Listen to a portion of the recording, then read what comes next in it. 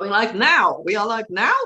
Right, that's good. Excellent. Hello, and thank you for joining us on this Sunday afternoon. I would say sunny Sunday afternoon. I don't know if it is where you are, but I'm currently sitting in sunshine. I hope you're all having a good Sunday. So today is a very exciting day for us. It is the conclusion of our War of the Roses journey that we started all the way back in February. So if you've been with us for any, all, or part of that, then I thank you very much. And if you're just joining us now, then hey, where have you been? You've missed all the fun. We've got so many people on screen that have been so many iterations. Like at the moment, I'm looking at the wonderful Eugenia Lowe, who started this series as King Richard II, and somehow or other she's now, she's now Lady Anne, which is like in the mysteries of death and rebirth, which are the wonders of theatre. So I'm just going to quickly, as is my wont, run around the company and say hello to everybody. Welcome everybody in. So just in the order that I've got them on my screen, we say hello to Ian, who is back as Hastings and various other people today. Very lovely to have you. We have Lindsay, who is joining us for the first time doing a full play. You're gonna love it, Lindsay. It's gonna be a breeze. It's nothing. It's gonna be fine. You're gonna love it. And the lovely Linda is back as currently as Clarence, but again, people tend to die and get reborn quite a lot in this play as well, so that's happening. And Ollie Hewitt is with us for the very first time in ages, so it's absolutely smashing to have him back with us. Ollie currently actually has a real acting job in the real world, so we are very, very lucky to have you back. Ollie, do you want to plug your show that you're currently working on? Just give you the opportunity. It's the Good Life. The old 70s show put on stage. It's traveling around the UK at the moment. Cool. Where are you at the moment? What's your venue? I'm just leaving Cheltenham now. We're in the Lowry in Manchester next week. And then Oxford, Cambridge, Richmond. It's a Waitrose tour, basically. Oh, well, that's good. I say Oxford, Cambridge and Richmond, I think, are all in this play in some form or other. So, I mean, that's highly appropriate. So terrific. So anybody, if you're out there, then see if you can catch The Good Life. I used to love that when I was a kid. And we have Lawrence back with us. The wonderful Lawrence Carmichael is returning as Rivers and various other mildly murderous people. Demi is with us again as Buckingham this time, so you better be careful. And Tamara, who is still in Germany, is our Richard. So we go, yes! We celebrate our Richard of Gloucester. I'm sure everything's going to go so well for him. That's going to be great.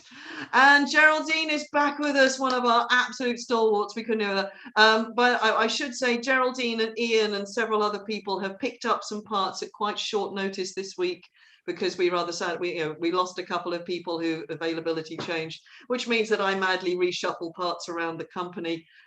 So much thanks to those two, and also to a couple of others who've picked up new parts. But we've got Jenny down there are you still in Cornwall, Jenny, at the moment? You're at home? Oh, yes, she's in Cornwall.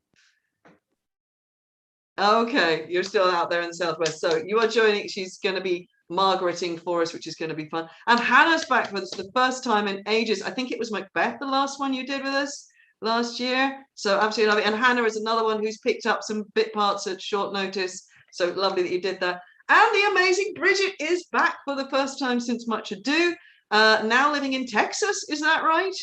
Yep, so we are really international today. We have Germany, we have Texas, we have everything. And Bridget, again, has taken on quite a large role at only a few days' notice. So extra special thanks and wonderfulness to Bridget. Always lovely to have you here anyway. Eugenia is there, our lovely Lady Anne, always a star. And Simon is with us.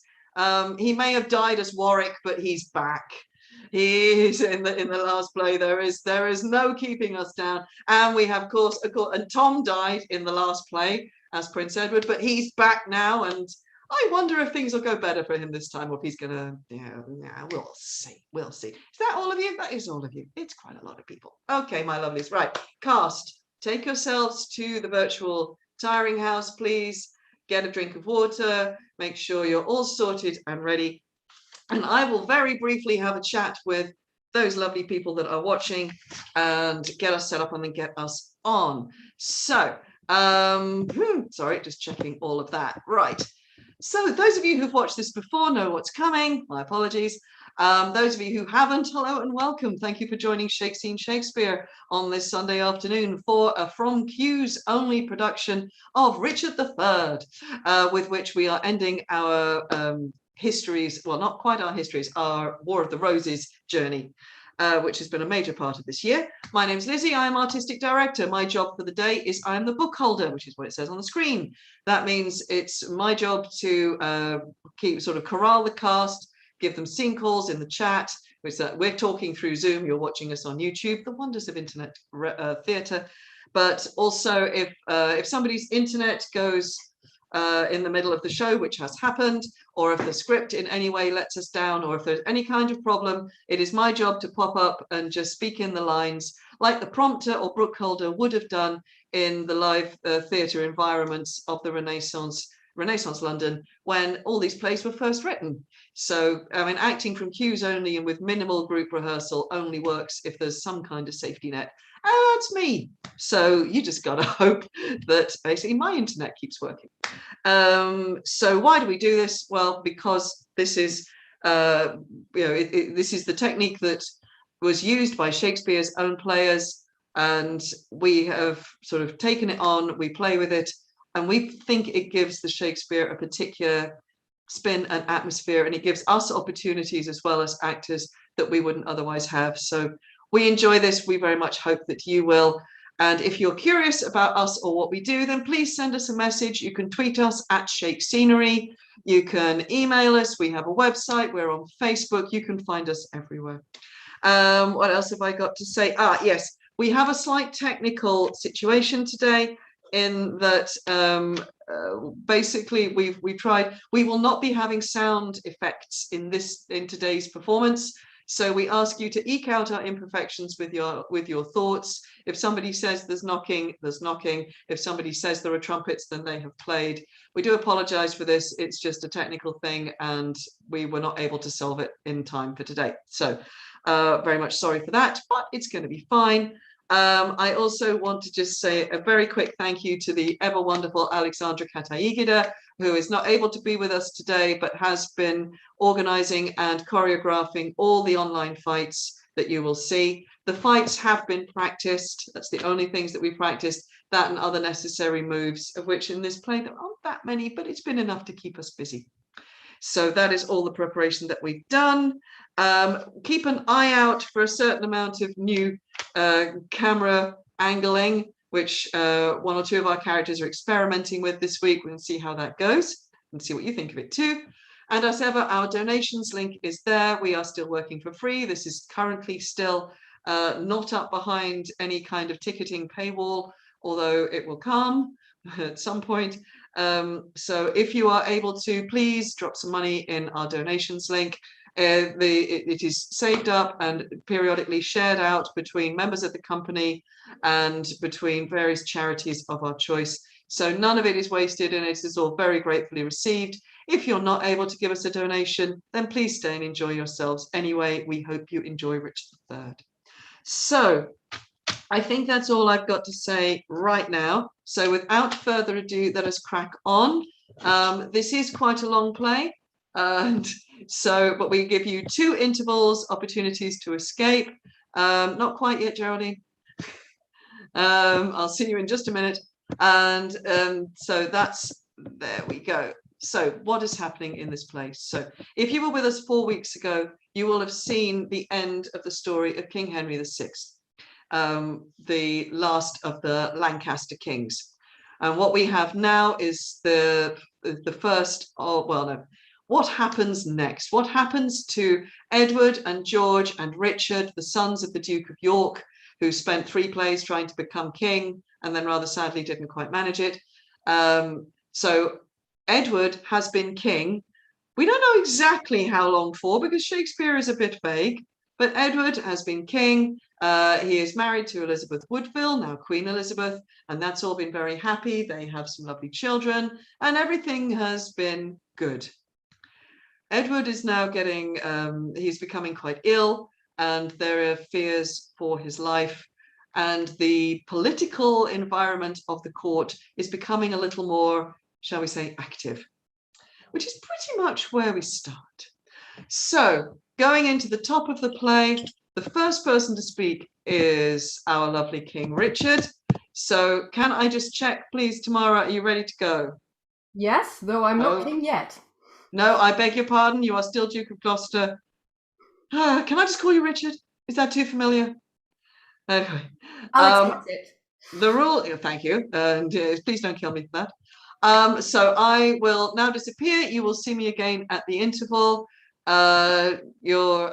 Richard, as soon as I'm gone, the stage is yours. Let's see what happens next.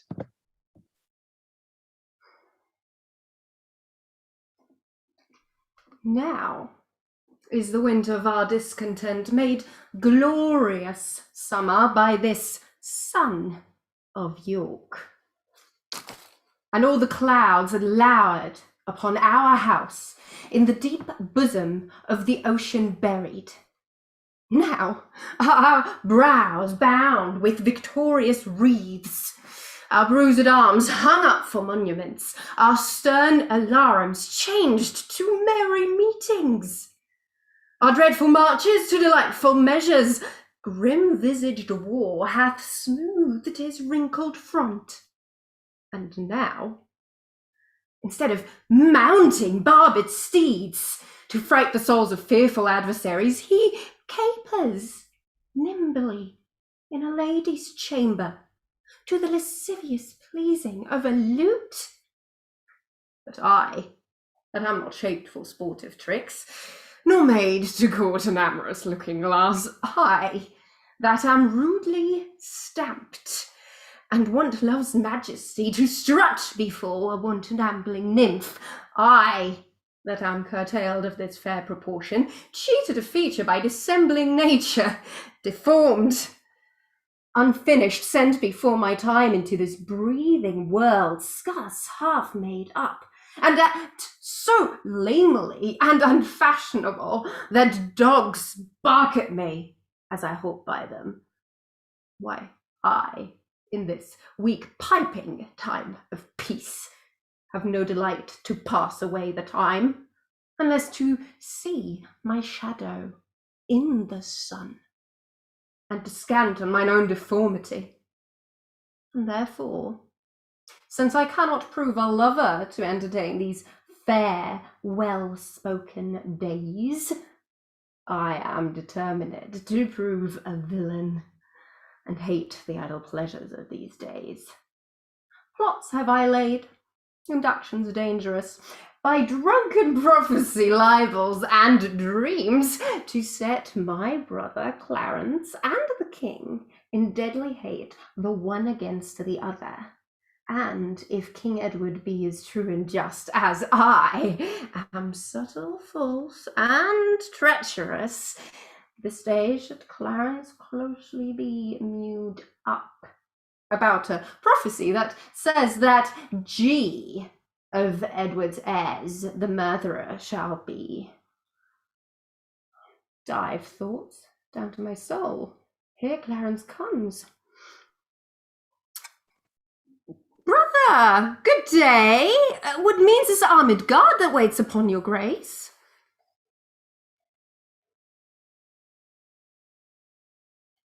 Linda, we can't hear you. Conduct. His Majesty, tendering my person's safety, have appointed this conduct to convey me to the Tower. Upon what cause? Well, because my name is George. Alack, my lord, that fault is none of yours. He should for that commit your godfather's. Oh, belike his Majesty hath some intent that you should be new Christianed in the Tower. But what's the matter, Clarence, may I know?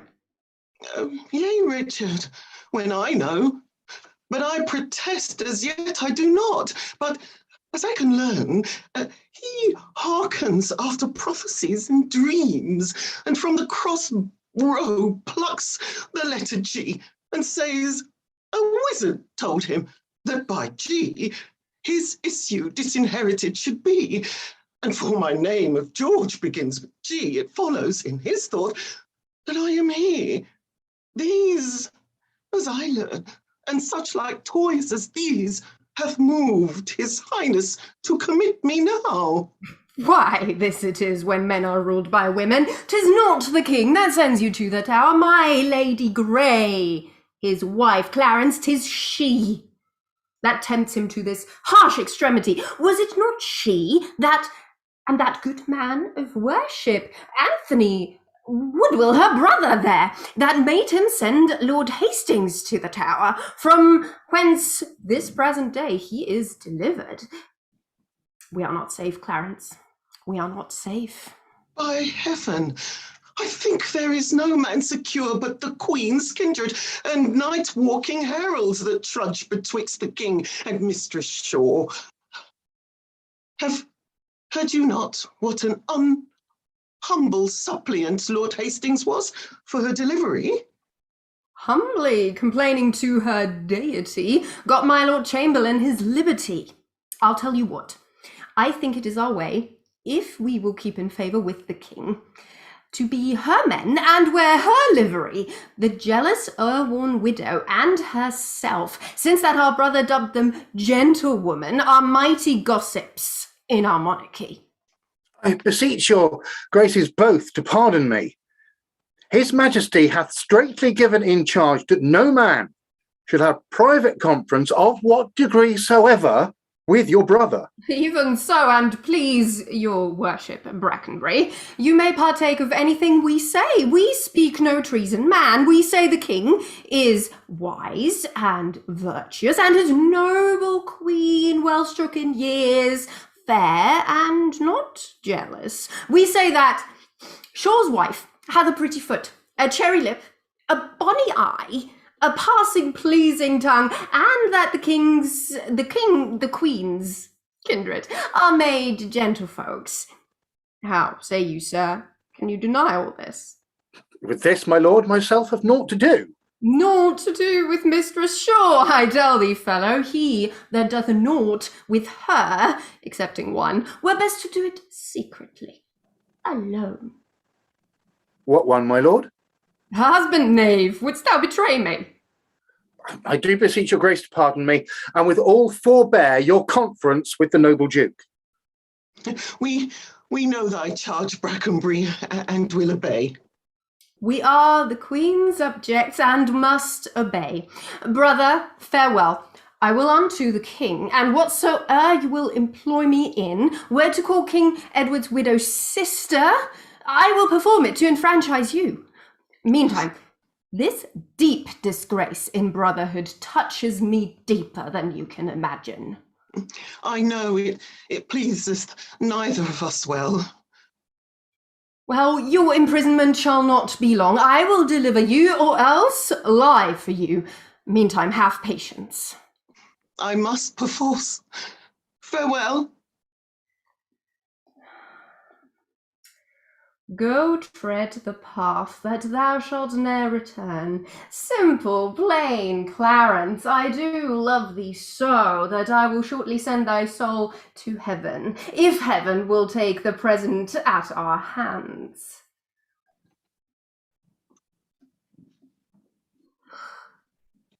But who comes here? The new delivered Hastings. Good time of day, and my gracious lord. As much unto, my good Lord Chamberlain. Well, are you welcome to this open air? How hath your lordship brooked imprisonment? With patience, noble lord, as prisoners must. Oh, but I shall live, my lord, to give them thanks that were the cause of my imprisonment. No doubt, and so shall Clarence too, for they that were your enemies are his, and have prevailed as much on him as you. More pity that the eagles should be mewed while kites and buzzards play at liberty. What news abroad? Oh, no news so bad abroad as this at home. The king is sickly, weak and melancholy, and his physicians fear him mightily. Now, by St. John, that news is bad indeed. Oh, he hath kept an evil diet long, and overmuch consumed his royal person. 'Tis very grievous to be thought upon. Where is he? In his bed? He is. Go you before, and I will follow you. He cannot live, I hope. I must not die, till George be packed with post-horse up to heaven. I'll in to urge his hatred more to Clarence, with lies well steeled with weighty arguments.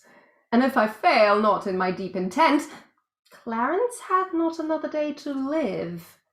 Which done, God take King Edward to his mercy, and leave the world for me to bustle in. For then I'll marry Warwick's youngest daughter. What? Though I killed her husband and her father, the readiest way to make the wench amends is to become her husband and her father, the which will I, not so much for love as for another secret close intent, by marrying her, which I must reach unto. But yet I run before my horse to market. Clarence still breathes, Edward still lives and reigns. When they are gone, then must I count my gains.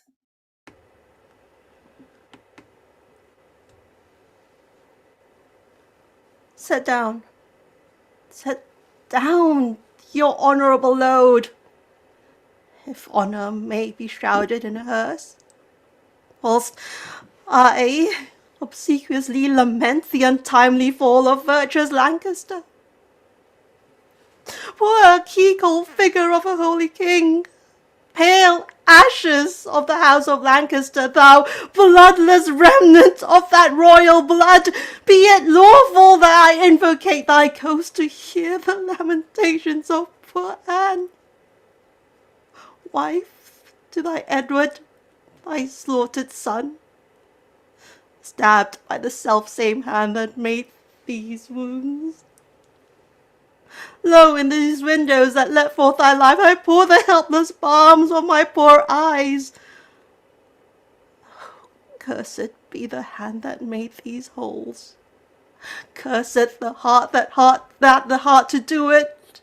Cursed the blood that let this blood from thence. More direful hap betide that hated wretch that makes us wretched by the death of thee than I can wish to wolves, to spiders, to toads, or any creeping venom thing that lives. If he ever have child, abortive be it, prodigious and untimely brought to light, whose ugly and unnatural aspect may fright the hopeful mother at the view, and that be heir to his unhappiness. If ever he have wife, let her be made more miserable by the death of him than I am made by my young lord and thee. Come now towards Chertsey with your holy load, taken from Paul's to be interred there, and still, as you are weary of this weight, rest you, whilst I lament King Henry's course. Stay you that bear the course, and set it down. What black magician conjures up this fiend to stop devoted charitable deeds? Villains, set down the course, or by St. Paul, I'll make a course of him that disobeys. Stand back, my lord, and let the coffin pass. Unmannered dog, stands thou when I command. Advance thy halberd higher than my breast, or by St. Paul, I'll strike thee to my foot, and spurn upon thee, beggar, for thy boldness. What? Do you tremble? Are you all afraid? That's I blame you not, for you are mortal, and mortal eyes cannot endure the devil. Avaunt, thou dreadful minister of hell! Thou hast but power over his mortal body, his soul thou canst not have, therefore be gone! Wait, saint, for charity be not so cursed. Foul devil! For God's sake, hence, and trouble us not, for thou hast made the happy earth thy hell, filled it with cursing cries and deep exclaims. If thou delight'st to view thy heinous deeds, behold the pattern of thy butcheries.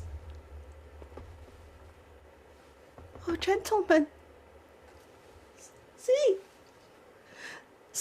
dead Henry's wounds open their congealed mouths and bleed afresh. Blush, thou lump of foul deformity. For 'tis thy presence that exhales this blood, from cold and empty veins where no blood dwells. Thy deeds, inhumane and unnatural, provokes this deluge most unnatural.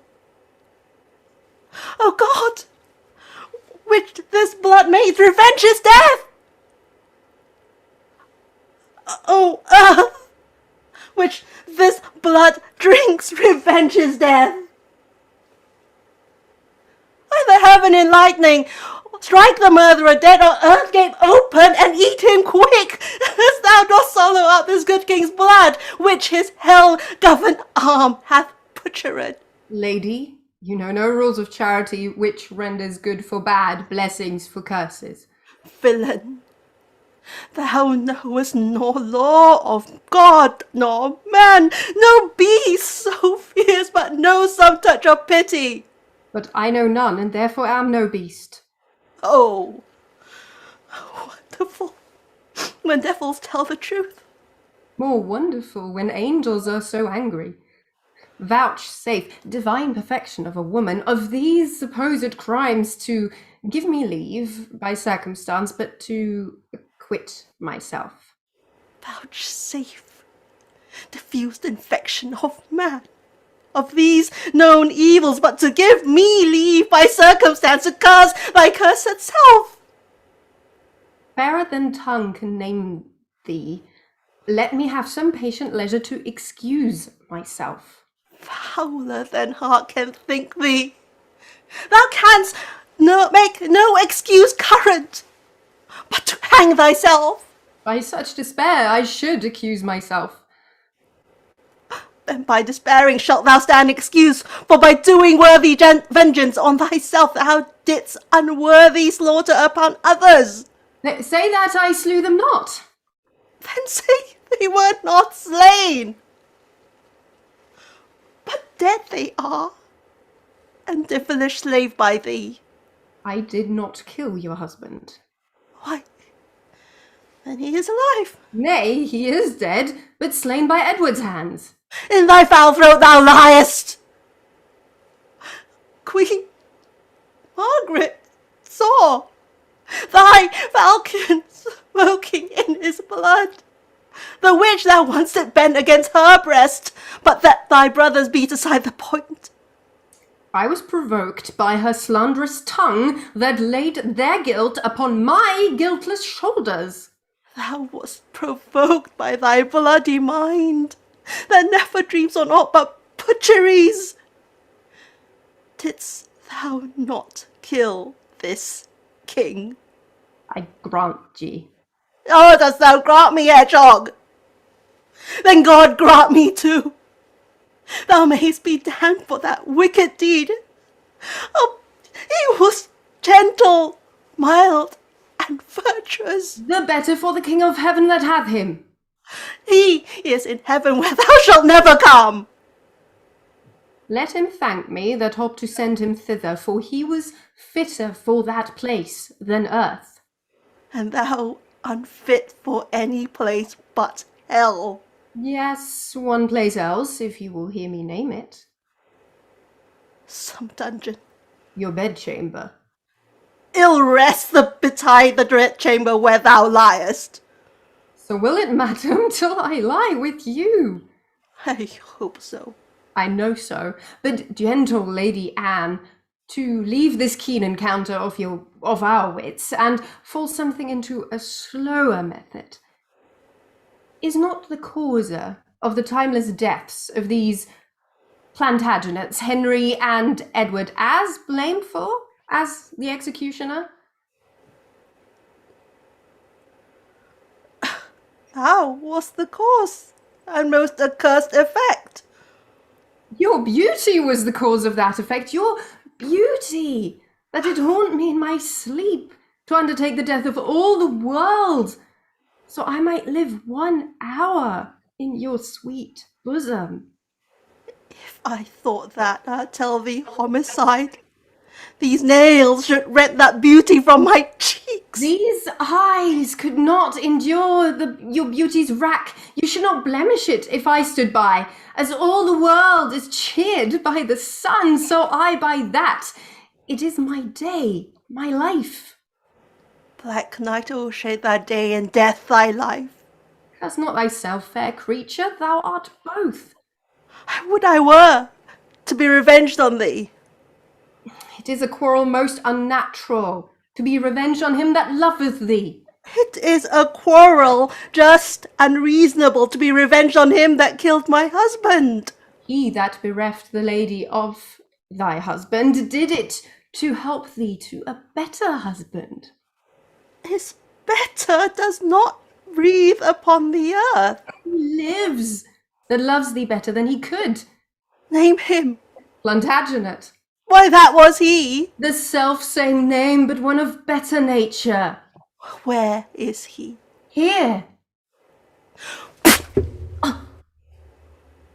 Why dost thou spit at me? Would it were mortal poison for thy sake. Never came poison from so sweet a place. I'll never hung poison on a fouler toad. Out of my sight, thou dost infect mine eyes. Thine eyes, sweet lady, have infected mine. Oh, would they were basilisks to strike thee dead. I would they were, that I might die at once. For now they kill me with a living death. Those eyes of thine from mine have drawn salt tears, shamed their aspect with store of childish drops. These eyes, which never shed remorseful tear, no, when my father York and Edward wept, to hear the piteous moan that Rutland made when black-faced Clifford shook his sword at him, nor when thy warlike father, like a child, told the sad story of my father's death, and 20 times made pause to sob and weep. And all the standers-by had wet their cheeks, like trees bedashed with rain. In that sad time, my manly eyes did scorn an humble tear. And what these sorrows could not thence exhale, thy beauty hath made them blind with weeping. I never sue to friend nor enemy. My tongue could never learn sweet smoothing word. But now thy beauty is proposed my fee. My proud heart sues, and prompt my tongue to speak. Teach not thy lips such scorn, for it is made for kissing, lady, not for such contempt. If thy revengeful heart cannot forgive, lo, here I lend thee this sharp-pointed sword, which, if thou please to hide in this true breast, and let the soul forth that adoreth thee, I lay it naked to the deadly stroke, and humbly, like the death, upon my knee. Nay, do not pause, for I did kill King Henry. It was thy beauty that provoked me. Nay, now dispatch. 'Twas I that stabbed young Edward, but 'twas thy heavenly face that set me on. Take up the sword again, or take up me. Arise, dissembler, though I wish thy death, I will not be thy executioner. Then bid me kill myself, and I will do it. I have already. That was in thy rage. Speak it again, and even with the word, this hand, which for thy love did kill thy love, shall for thy love kill a far truer love. To both their deaths shalt thou be accessory. Would I knew thy heart. It's figured in my tongue. I fear we both are false. Then never man was true. Well, well, put up thy sword. Say then, my peace is made. That shalt thou know hereafter. But shall I live in hope? All men, I hope, live so. Vouchsafe to wear this ring. Look how my ring encompasseth thy finger. Even so thy breast encloseth my poor heart, where for both of them are thine. And if thy poor devoted servant may but beg one favour at thy gracious hand, thou dost confirm his happiness forever. What is it? That it may please you, leave these sad designs to him that hath most cause to be a mourner, and presently repair to Crosby House, where, after I have solemnly interred at Chertsey Monastery this noble king, and wet his grave with my repentant tears, I will with all expedient duty see you.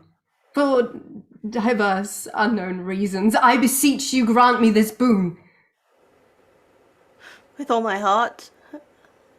And much it joys me too to see you us become so penitent. Trestle and Berkeley go along with me. Bid me farewell. 'Tis more than you deserve. But since you teach me how to flatter you, imagine I have said farewell already. Towards Chertsey, noble lord. No, to Whitefriars, there attend my coming. Was ever woman in this humour wooed? Was ever woman in this humour won? I'll have her, but I will not keep her long. Was I that killed her husband and his father, to take her in her heart's extremest hate, with curses in her mouth, tears in her eyes, the bleeding witness of my hatred by, having got her conscience and these bars against me, and I, no friends to back my suit withal, but the plain devil and dissembling looks, and yet to win her, all well to nothing. Had she forgot already that the brave Prince Edward, her lord, whom I, some 3 months since, stabbed in my angry mood at Tewkesbury? A sweet and a lovely, a gentleman framed in the prodigality of nature, young, valiant, wise, and no doubt right royal. The spacious world cannot again afford, and will she yet abase her eyes on me, that cropped the golden prime of this sweet prince, and made her widow to a woeful bed? On me, whose all not equals Edward's moiety, on me, that halts and am misshapen thus, my dukedom to a beggarly denier, I do mistake my person all this while upon myself, upon my life. She finds, although I cannot, myself to be a marvellous proper man. I'll be at charges for a looking-glass, and entertain a score or 2 of tailors, to study fashions, to adorn my body. Since I am crept in favour with myself, I will maintain it with some little cost. But first, I'll turn yon fellow in his grave, and then return lamenting to my love. Shine out, fair sun, till I've bought a glass, that I may see my shadow as I pass.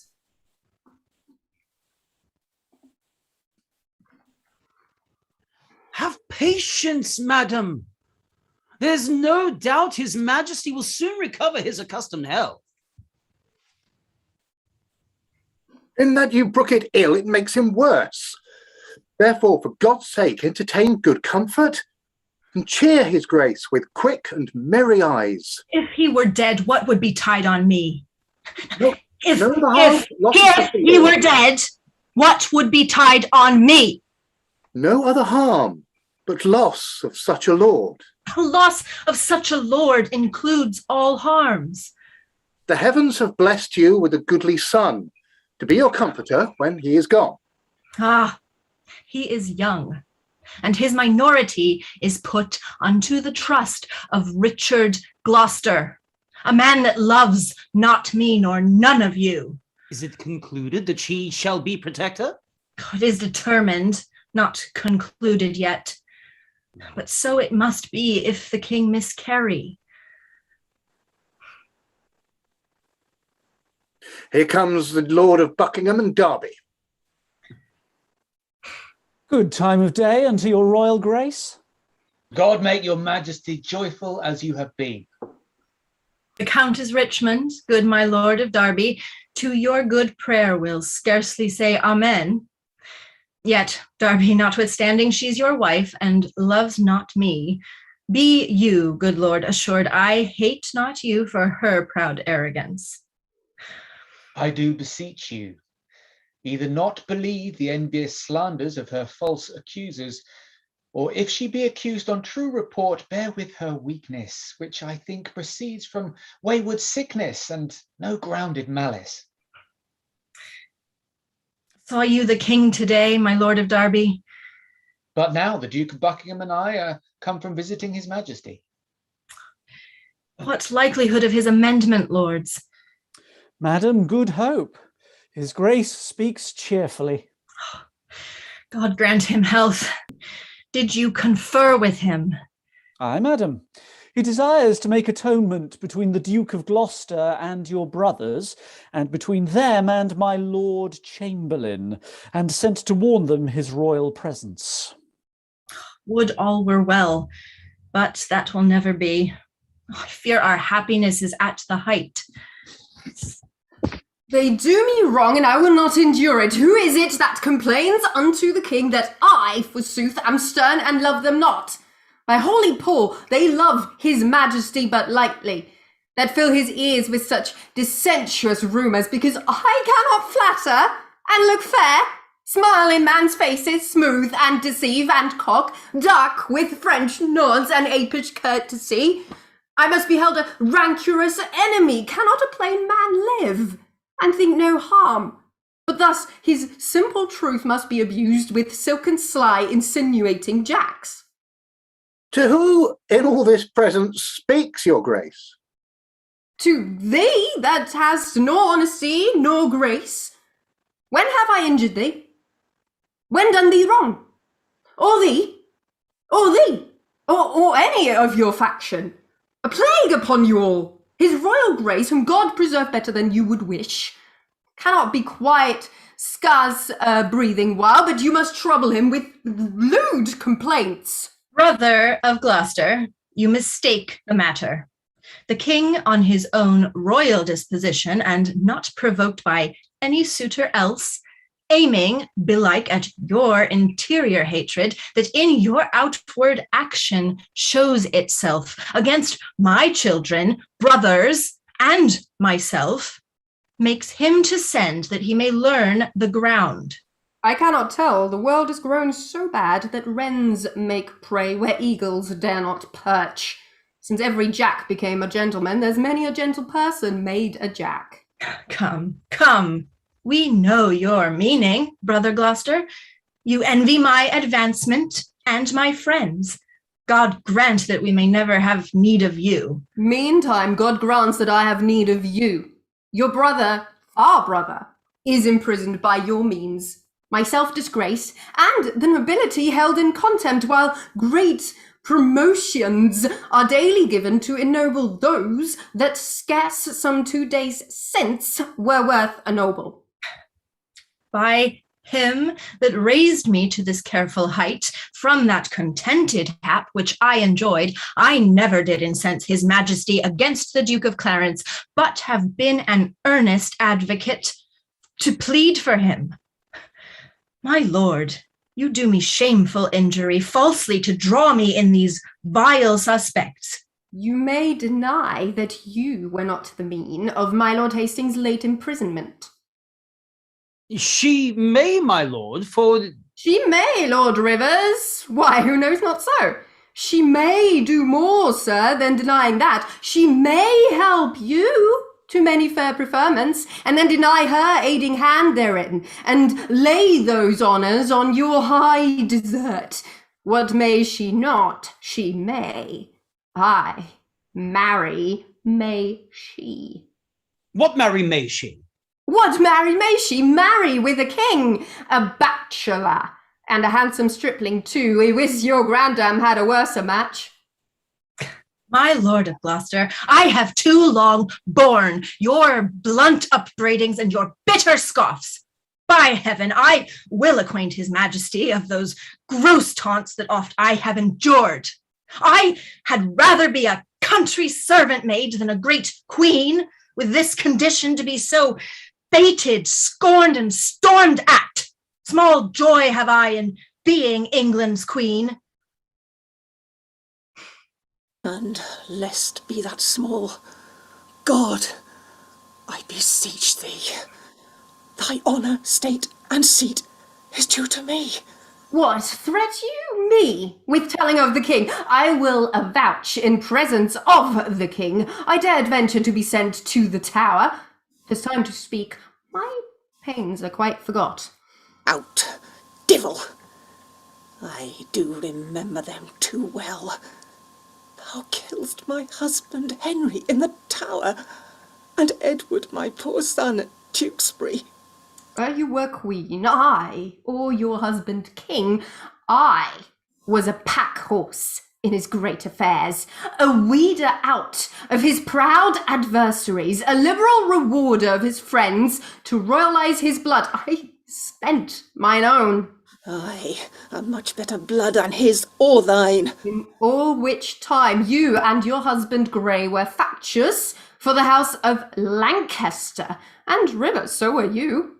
Was not your husband in Margaret's battle at St. Albans slain? Let me put in your minds, if you forget, what you have been this, and what you are. With all, what I have been and what I am. A murtherous villain, and so still thou art. Poor Clarence did forsake his father Warwick, aye, and forswore himself, which Jesu pardon. Which God revenge. To fight on Edward's party for the crown, and for his meed, poor lord, he is mewed up. I would to God my heart were flint like Edward's, or Edward's soft and pitiful like mine. I am too childish, foolish for this world. Hie thee to hell for shame, and leave this world, thou cacodemon. There thy kingdom is. My lord of Gloucester, in those busy days, which here you urge to prove us enemies, we followed then our lord, our sovereign king. So we you, if you should be our king. If I should be, I had rather be a peddler. Far be it from my heart the thought thereof. As little joy, my lord, as you suppose you should enjoy were you this country's king, as little joy you may suppose in me that I enjoy being the queen thereof. A little joy enjoys the queen thereof, for I am she, and altogether joyless. I can no longer hold me patient. Hear me, you wrangling pirates, that fall out in sharing that which you have pilled from me. Which of you trembles not that looks on me? If not that I am queen, you bow like subjects, yet that by you deposed, you quake like rebels. Gentle villain, do not turn away. Foul wrinkled witch, what makest thou in my sight? But repetition of what thou hast marred, that will I make before I let thee go. Wert thou not banished on pain of death? I was. But I do find more pain in banishment than death can yield me here by my abode. A husband and a son thou owest to me, and thou a kingdom. All of you allegiance. This sorrow that I have by right is yours, and all the pleasures you usurp are mine. The curse my noble father laid on thee when thou didst crown his warlike brows with paper, and with thy scorns drewst rivers from his eyes, and then to dry them gavest the duke a clout, steeped in the faultless blood of pretty Rutland. His curses are then, from bitterness of soul, denounced against thee, are all fallen upon thee, and God, not we, hath plagued thy bloody deed. So just is God to right the innocent. Oh, 'twas the foulest deed to slay that babe, and the most merciless that e'er were heard of. Tyrants themselves wept when it was reported. No man but prophesied revenge for it. Northumberland, then present, wept to see it. What? Were you all snarling before I came, ready to catch each other by the throat? And turn you all your hatred now on me? Did York's dread curse prevail so much with heaven that Henry's death, my lovely Edward's death, their kingdom's loss, my woeful banishment, should all but answer for that peevish brat? Can curses pierce the clouds and enter heaven? Why then give way, dull clouds, to my quick curses, though not by war, by surfeit die your king, as ours by Merthyr to make him a king. Edward, thy son, that now is Prince of Wales, for Edward our son, that was Prince of Wales, die in his youth, by like untimely violence.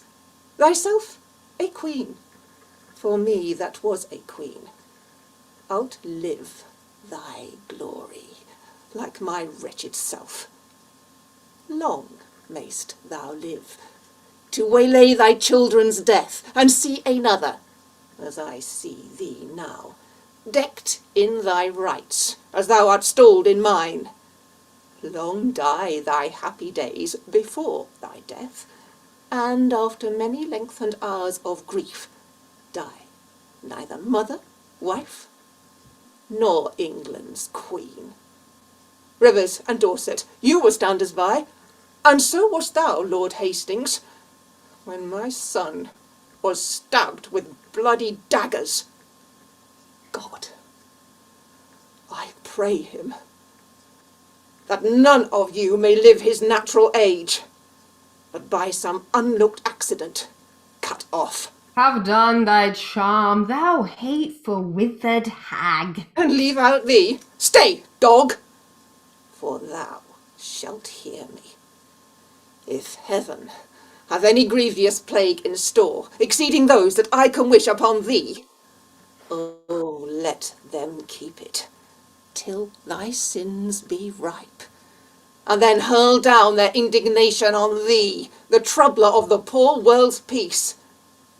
The worm of conscience still begnaw thy soul. Thy friends suspect for traitors while thou livest, and take deep traitors for thy dearest friends. No sleep close up that deadly eye of thine, unless it be while some tormenting dream affrights thee with a hell of ugly devils. Thou elvish-marked, abortive, rooting hog, thou that was sealed in thy nativity, the slave of nature and the son of hell, thou slanderer of thy heavy mother's womb, thou loathed issue of thy father's loins, thou rag of honour, thou Margaret. detested Richard. Thus have you breathed your curse against yourself. I call thee not. I call thee not. I cry thee mercy then, for I did think that thou hadst called me all these bitter names. Why, so I did, but looked for no reply.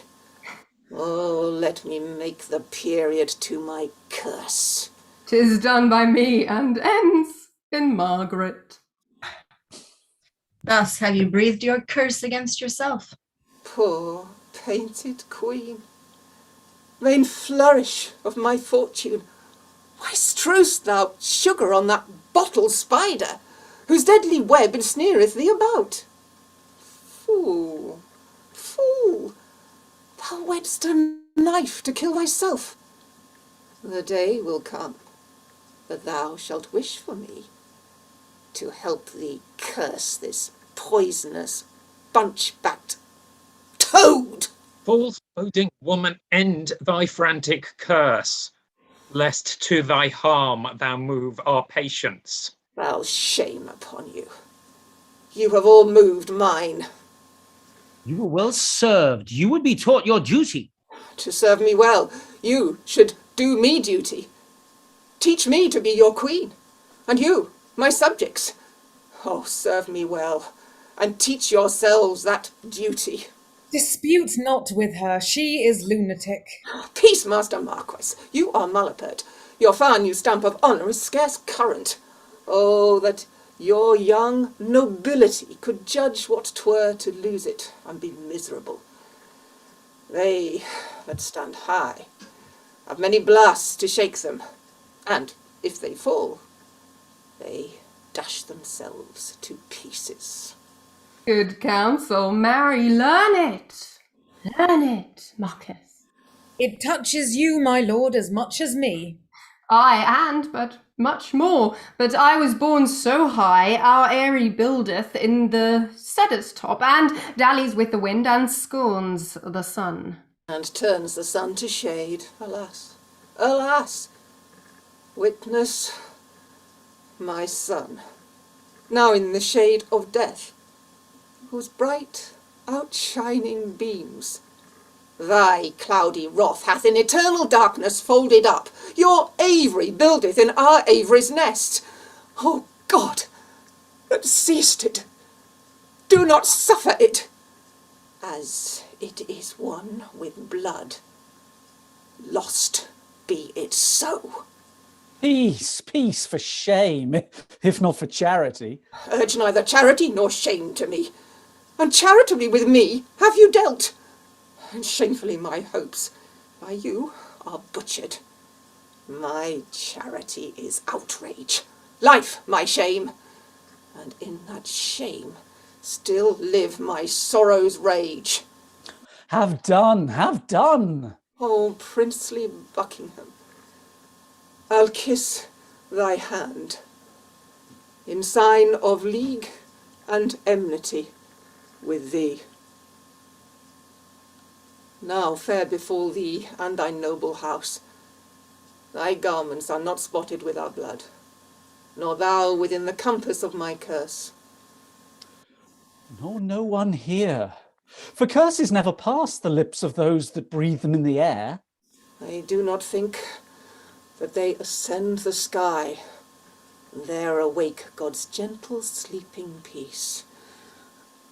Buckingham, take heed of yonder dog. Look, when he fawns, he bites, and when he bites, his venom tooth will rankle to the death. Have naught to do with him, beware of him. Sin, death, and hell have set their marks on him, and all their ministers attend on him. What doth she say, my lord of Buckingham? Nothing that I respect, my gracious lord. What? Dost thou scorn me? For my gentle counsel? And sooth the devil that I warn thee from? Oh, but remember this another day, when he shall split thy very heart with sorrow, and say, poor Margaret was a prophetess. Live, each of you, the subjects to his hate, and he to yours, and all of you to God's. My hair doth stand on end to hear her curses. And so doth mine. I muse as to why she is at liberty. I cannot blame her. By God's holy mother, she hath had too much wrong, and I repent my part thereof that I have done to her. I never did her any to my knowledge. Yet you have all the vantage of her wrong. I was too hot to do somebody good. That is too cold in thinking of it now. Marry, as for Clarence, he is well repaid. He is franked up to fatting for his pains. God pardon them that are the cause thereof.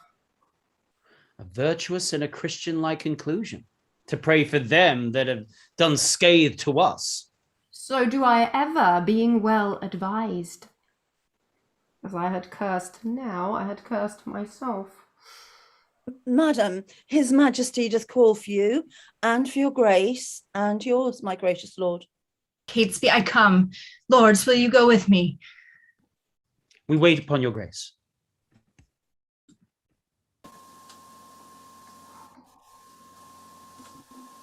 I do the wrong, and first begin to brawl the secret mischiefs that I set abroach. I lay unto the grievous charge of others.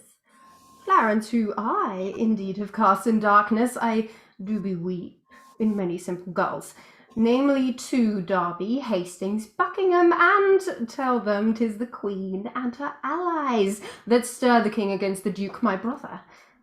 How they believe it, and withal wet me to be revenged on Rivers, Dorset, Grey. And I sigh, and with a piece of scripture tell them that God bids us do good for evil, and thus I clothe my naked villainy with odd old ends stolen forth of holy writ, and seem a saint when I most play the devil.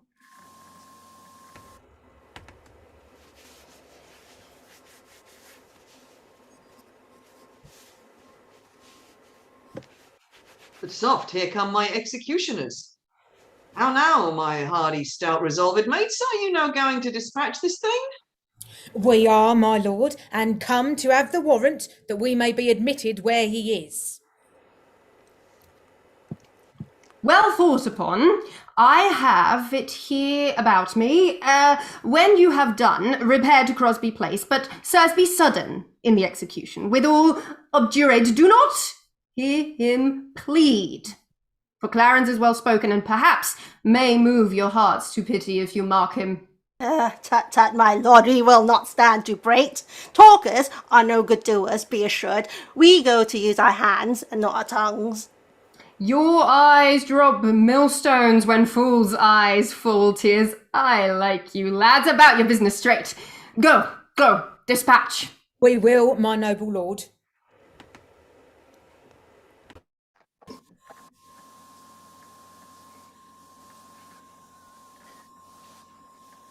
Why looks your grace so heavily today? Oh, I've passed a miserable night, so full of fearful dreams, of ugly sights, that I, as a Christian faithful man, I would not spend another such night, though 'twere to buy a world of happy days. Oh, so full of dismal terror was the time. What was your dream, my lord? I pray you tell me. Well, methought I had broken from the tower and was embarked across to Burgundy, and in my company my brother Gloucester, who from my cabin tempted me to walk upon the hatches. There we looked toward England and sighted up 1,000 heavy times during the wars of York and Lancaster that had befallen us. As we paced along upon the giddy footing of the hatches, methought that Gloucester stumbled and, in falling, struck me. That thought to stay him overboard into the tumbling billows of the main. Oh, Lord, methought, what pain it was to drown. What dreadful noise of water in mine ears. What sights of ugly death within mine eyes. Methought I saw 1,000 fearful wrecks, 1,000 men that fishes gnawed upon, wedges of gold, great anchors, heaps of pearl, inestimable stones, unvalued jewels, all scattered in the bottom of the sea. Had you such leisure in the time of death to gaze upon the secrets of the deep? Methought I had, and often did I strive to yield the ghost, but still the envious flood stopped in my soul and would not let it forth. Await you not in this sore agony? No, no. My dream was lengthened after life. Oh, then began the tempest to my soul. I passed, methought, the melancholy flood with that sour ferryman which poets write of unto the kingdom of perpetual night. The first that there did greet my stranger soul was my great father-in-law, renowned Warwick, who spake aloud, What scourge for perjury can this dark monarchy afford false Clarence? And so he vanished. Then came wandering by a shadow like an angel, with bright hair dabbled in blood. And he shrieked out aloud, "Clarence is come! False, fleeting, perjured Clarence, that stabbed me in the field by Tewkesbury. Seize on him, Furies, take him unto torment. Methought, a legion of foul friends environed me, and howled in mine ears such hideous cries, that with the very noise trembling, awaked, and for a season after, I could not believe but that I was in hell. Such terrible impression made my dream. No marvel, Lord, though it affrighted you. I'm afraid methinks to hear you tell it. Oh, keeper, I have done these things that now give evidence against my soul for Edward's sake, and see how he requits me. Keeper, I prithee, sit by me a while. My soul is heavy, and I fain would sleep. I will, my lord. God give your grace good rest.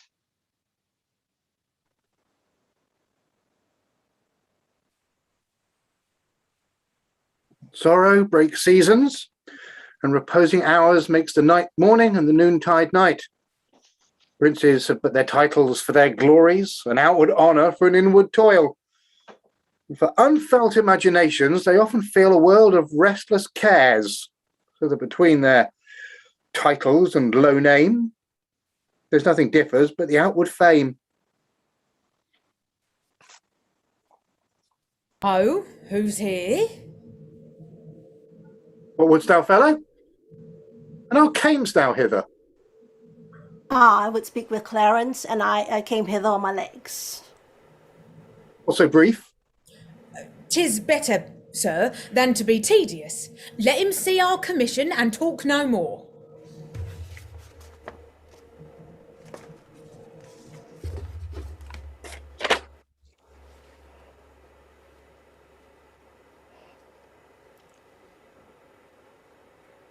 I am, in this, commanded to deliver the noble Duke of Clarence to your hands. I will not reason what is meant hereby, because I will be guiltless from the meaning. There lies the Duke asleep, and there the keys. I owe to the king, and signify to him that thus I have resigned to you my charge. You may, sir. 'Tis a point of wisdom. Fare you well. What? Shall we stab him as he sleeps? No, he'll say 'twas done cowardly when he wakes. Wait, but he shall never wake until the great judgment day. Why, then he'll say we stabbed him sleeping. Oh, the urging of that word judgment hath bred a kind of remorse in me. What? Art thou afraid? Not to kill him, having a warrant, but to be damned for killing him, from the which no warrant can defend me. I thought thou hadst been resolute. Well, so I am. To let him live. I'll back to the Duke of Gloucester and tell him so. Nay, I prithee stay a little. I hope this passionate humour of mine will change. It was wont to hold me but while one tells 20.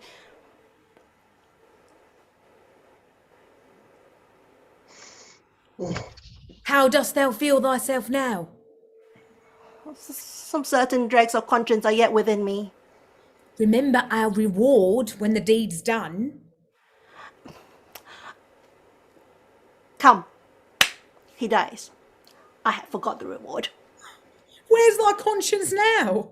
Oh, in the Duke of Gloucester's purse. When he opens his purse to give us our reward, thy conscience flies out. There's no matter, let it go. There's few or none will entertain it. What if it come to thee again? Well, I'll not meddle with it. It makes a man a coward. A man cannot steal, but it accuseth him. A man cannot swear, but it checks him. A man cannot lie with his neighbour's wife, but it detects him. It made me once restore a purse of gold that, by chance, I found. It beggars any man that keeps it. It is turned out of towns and cities for a dangerous thing. And every man that means to live well endeavours to trust to himself and live without it. 'Tis even now at my elbow, persuading me not to kill the Duke. Well, take the devil in thy mind and believe him not. He would insinuate with thee but to make thee sigh. I am strong-framed, he cannot prevail with me.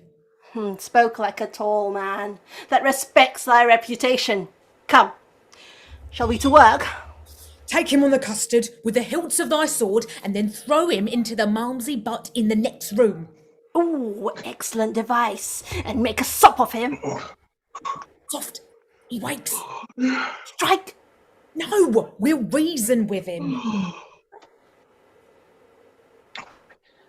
Where art thou, keeper? Give me a cup of wine. You shall have wine enough, my lord, anon. In God's name, what art thou? A man, as you are. But not as I am royal. Nor you, as we are loyal. Thy voice is thunder, but thy looks are humble. My voice is now the king's, my looks mine own. How darkly and how deadly dost thou speak? Your eyes do menace me. Why, you look pale. Who sent you hither? Wherefore do you come? To murder me? Aye. You scarcely have the heart to tell me so, and therefore cannot have the hearts to do it. I mean, my friends, have I offended you? Offended us you have not, but the king. Well, I shall be reconciled to him again. Never, my lord. Therefore, prepare to die. Are you drawn forth among a world of men to slay the innocent? What is my offence? Where is the evidence that doth accuse me? What lawful quest have given their verdict up unto the frowning judge? Or who pronounced the bitter sentence of poor Clarence death before I be convicted by course of law? To threaten me with death is most unlawful. I charge you, as you hope for any goodness, that you depart and lay no hands on me. The deed you undertake is damnable. What we will do, we do upon command. And he that hath commanded is our king. Erroneous vassals! The great King of Kings hath in the table of his law commanded that thou shalt do no murder. Will you then spurn at his edict and fulfill a man's? Oh, take heed, for he holds vengeance in his hand to hurl upon their heads that break his law. Who made thee then a bloody minister, when gallant springing brave Plantagenet, that princely novice, was struck dead by thee? My brother's love, the devil and my rage. Thy brother's love, our duty, and thy faults provoke us hither now to slaughter thee. If you do love my brother, hate not me. I am his brother, and I love him well.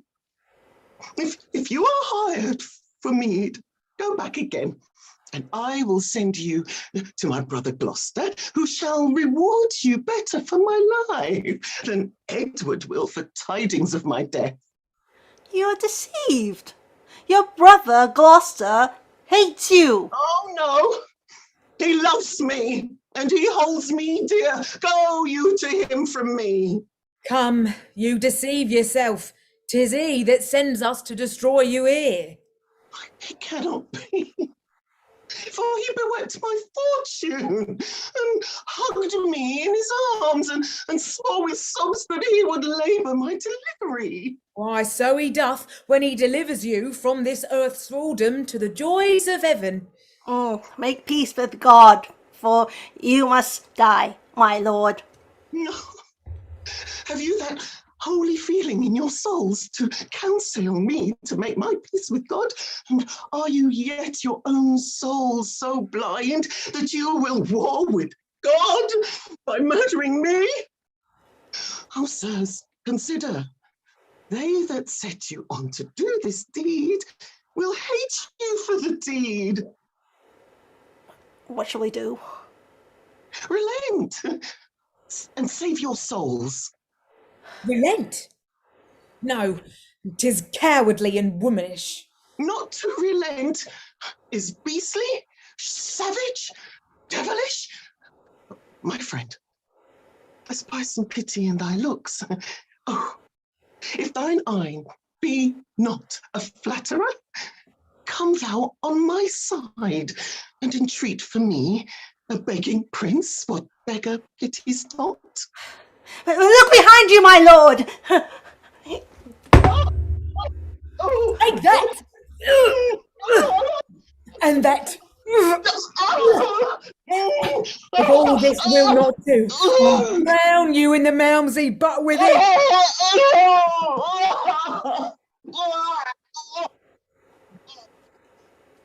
A bloody deed. And desperately dispatched. How vain, like Pilate, I would wash my hands of this most grievous murder. Now, what meanest thou that thou helpst me not? By heaven, the Duke shall know how slack you have been. I would he knew that I had saved his brother. Take thou the fee, and tell him what I say, for I repent me that the Duke is slain. So do I. Go, coward as thou art. Well, I'll go hide the body in some hole, till that the Duke give order for his burial. When I have my meat, I will away.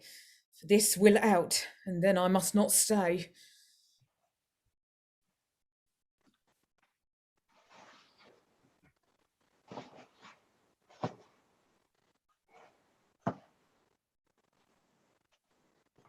Why, so now have I done a good day's work. You peers, continue this united league. I every day expect an embassage from my Redeemer to redeem me hence, and more to peace my soul shall part to heaven, since I have made my friends at peace on earth. Hastings and Rivers take each other's hand. Resemble not your hatred, swear your love. By heaven, my soul is purged from loving hate, and with my hand I seal my true heart's love. So thrive I, as I truly swear the like. Take heed you dally not before your king, lest he, that is the supreme King of kings, confound your hidden falsehood and award either of you to be at the other's end. Oh, so prosper I, as I swear perfect love. And I, as I love Hastings with my heart. Madam, yourself is not exempt from this, nor you, son Dorset, Buckingham, nor you. You have been factors one against the other. Wife, love Lord Hastings, let him kiss your hand, and what you do it unfeignedly. There, Hastings. I will never more remember our former hatred, so thrive I and mine. Dorset, embrace him. Hastings, love Lord Marcus. This interchange of love, I here protest, upon my part shall be inviolable. And so swear I. Now, princely Buckingham, Seal you this league with thy embracements to my wife's allies, and make me happy in your unity. Whenever Buckingham doth turn his hate upon your grace, but with all duteous love doth cherish you and yours, God punish me with hate in those where I expect most love, when I have most need to employ a friend, and most assured that he is a friend. Deep, hollow, treacherous, and full of guile be he unto me. This do I beg of heaven, when I am cold in love to you or yours. A pleasing cordial, princely Buckingham. Is this thy vow unto my sickly heart? There wanteth now our brother Gloucester here, to make this blessed period of this peace. And in good time. Here comes Sir Richard Ratcliffe and the Duke. Good morrow to my sovereign king and queen, and princely peers, a happy time of day. Happy indeed, as we have spent the day. Gloucester, we have done deeds of charity, made peace of enmity, fair love of hate, between these swelling, wrong, insensate peers. A blessed labour, my most sovereign lord. Among this princely heap, if any here, by false intelligence or wrong surmise, hold me a foe, if I unwittingly or in my rage have aught committed that is hardly borne to any in this presence, I desire to reconcile me to his friendly peace. 'Tis death to me to be at enmity. I hate it, and desire all good men's love. First, madam, I entreat true peace of you, which I will purchase with my duteous service. Of you, my noble cousin Buckingham, if ever any grudge were lodged between us. Of you, and you, Lord Rivers, and of Dorset, that all without desert have frowned on me. If you, Lord Woodville, and Lord Scales, of you, dukes, of lords, gentlemen, indeed, of all, I do not know that Englishman alive, with whom my soul is any jot at odds, more than the infant that is born tonight. I thank my God for my humility. A holy day shall this be kept hereafter. I would to God all strifes were well compounded. My sovereign lord, I do beseech your highness to take our brother Clarence to your grace. Why, madam, have I offered love for this, to be so flouted in this royal presence? Who knows not that the gentle duke is dead? You do him injury to scorn his cause. Who knows not he is dead? Who knows he is? All-seeing heaven, what a world is this? Look I so pale, Lord Dorset, as the rest? Ay, my good lord, and no man in the presence but his red colour hath forsook his cheeks. Is Clarence dead? The order was reversed. But he, poor man, by your force first order died, and that a winged Mercury did bear, some tardy cripple bear the countermand, that came too lag to see him buried. God grant that some less noble and less loyal, near in bloody thoughts and not in blood, serve not worse than wretched Clarence did, and yet go current from suspicion.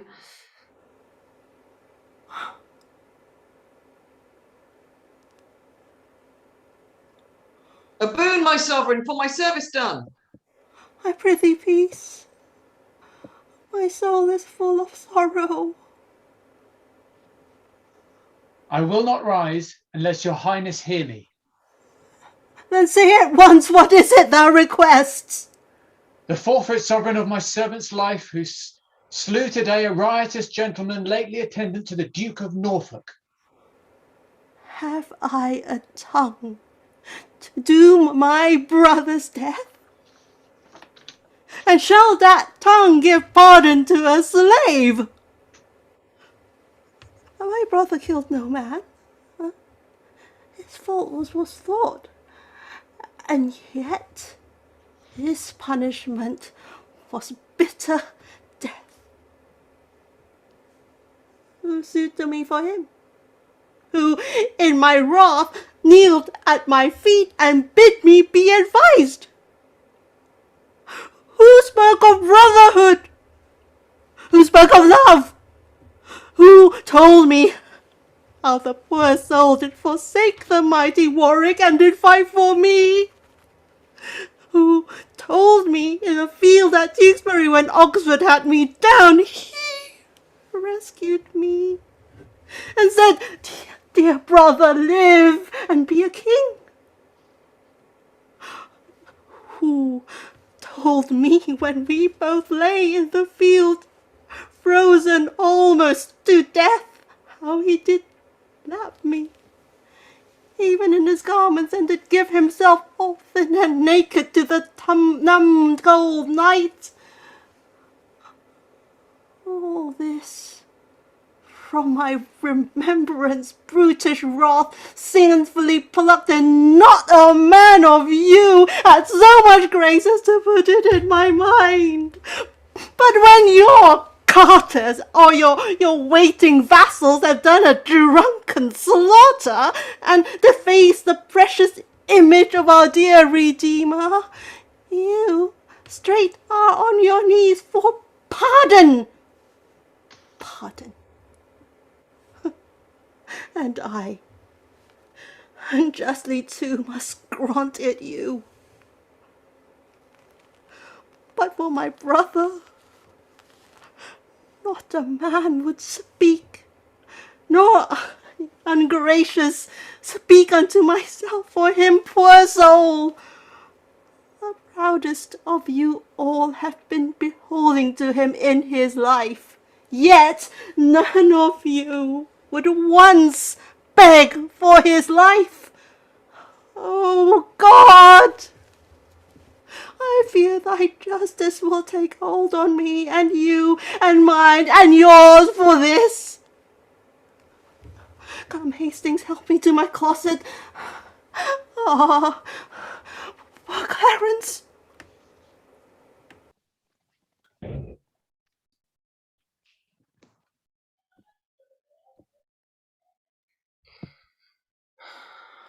This is the fruit of rashness. Marked you not how that the guilty kindred of the Queen looked pale when they did hear of Clarence' death? Oh, they did urge it still unto the king. God will revenge it. Come, lords, will you go to comfort Edward with our company? We wait upon your grace.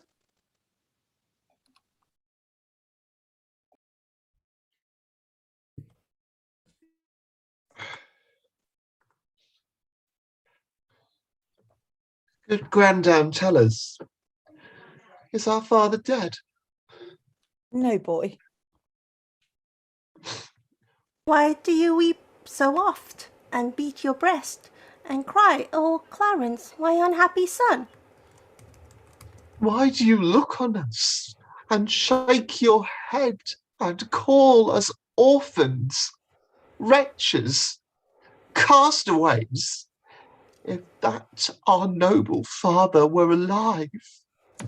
My pretty cousins, you mistake me both. I do lament the sickness of the king, as loath to lose him, not your father's death. It were lost sorrow to wail one that's lost. Then you conclude, my grandam, he is dead. The king, my uncle, is to blame for it. God will revenge it, with whom I will importune with earnest prayers to all that effect. And so will I.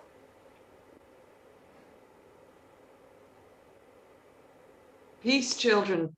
Peace. Peace, children, peace. The king does love you well. Incapable and shallow innocence, you cannot guess what caused your father's death. Grandam, we can, for my good Uncle Gloucester told me the king provoked to it by the Queen, devised impeachments to imprison him, and when my uncle told me so, he wept and pitied me, and kindly kissed my cheek, bade me rely on him as on my father, and he would love me dearly as a child. Oh, but deceit should steal such gentle shape, and with a virtuous visor hide deep vice. He is my son, and therein my shame. If from my dugs he grew not this deceit. Think you my uncle did dissemble, Grandad? Aye, boy. I cannot think it. What noise is this? Oh, who would hinder me to wail and weep, to chide my fortune and torment myself? I'll join with black despair against my soul, and to myself become an enemy. What means this scene of rude impatience? To make an act of tragic violence. Edward, my lord, thy son, our king is dead. Why grow the branches when the root is gone? Why wither not the leaves that want their sap?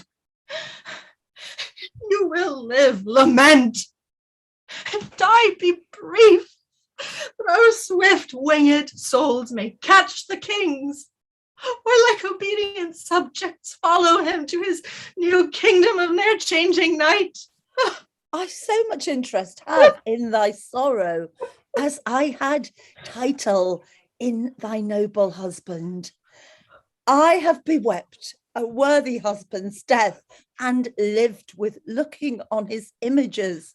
But now 2 mirrors of his princely semblance are cracked in pieces by malignant death, and I, for comfort, have but one false glass that grieves me when I see my shame in him. Thou art widow, yet thou art a mother, and hast the comfort of thy children left.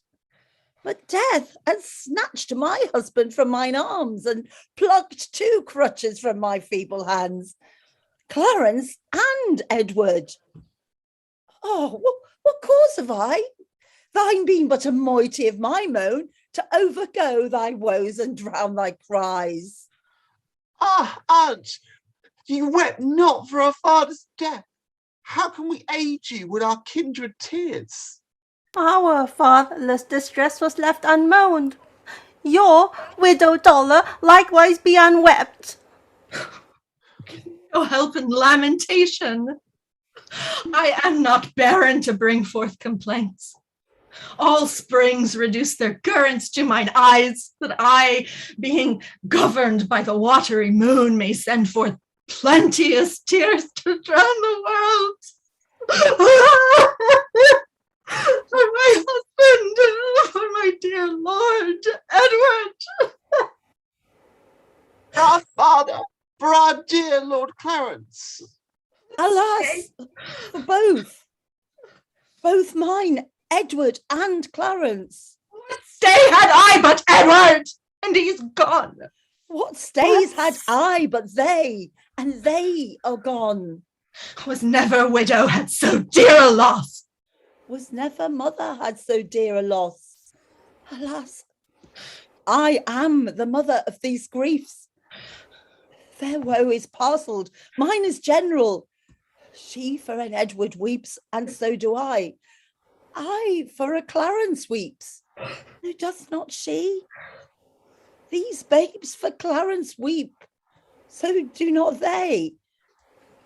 Alas, you 3 on me, threefold distressed, pour all your tears. I am your sorrow's nurse, and I will pamper it with lamentation.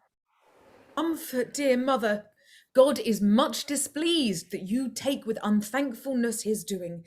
In common worldly things 'tis called ungrateful, with dull unwillingness to repay a debt, which with a bounteous hand was kindly lent. Much more to be thus opposite with heaven, for it requires the royal debt it lent you. Madam, bethink you like a careful mother, of the young prince, your son. Send straight for him. Let him be crowned, in him your comfort lives. Drown desperate sorrow in dead Edward's grave, and plant your joys in living Edward's throne. Sister, have comfort. All of us have cause to wail the dimming of our shining star, but none can help our harms by wailing them. Madam, my mother, I do cry you mercy. I did not see your grace. Humbly, on my knee, I crave your blessing. God bless thee, and put meekness in thy breast, love, charity, obedience, and true duty. Amen. And make me die a good old man. That is the butt end of a mother's blessing. I marvel that her grace did leave it out. You cloudy princes and heart-sorrowing peers, that bear this heavy mutual load of moan, now cheer each other in each other's love. Though we have spent our voices of this king, we are to reap the harvest of his son. The broken rancour of your high swollen hates, but lately splintered, knit and joined together, must gently be preserved, cherished, and kept. Meseemeth good that with some little train forthwith from Ludlow the young prince be set hither to London, to be crowned our king. Why with some little train, my lord of Buckingham? Marry, my lord, lest by a multitude the new-healed wound of malice should break out, which would be so much more the dangerous by how much the estate is green and yet ungoverned. Where every horse bears his commanding rein and may direct his course as please himself, as well the fear of harm as harm apparent, in my opinion, ought to be prevented. I hope the king made peace with all of us, and the compact is firm and true in me. And so in me, and so I think in all. Yet since it is but green, it should be put to no apparent likelihood of breach, which haply by much company might be urged. Therefore I say, with noble Buckingham, that it is meet so few should fetch the prince. And so say I. Then be it so, and go we to determine who they shall be that straight shall post to London. Madam, and you, my sister, will you go to give your censures in this business?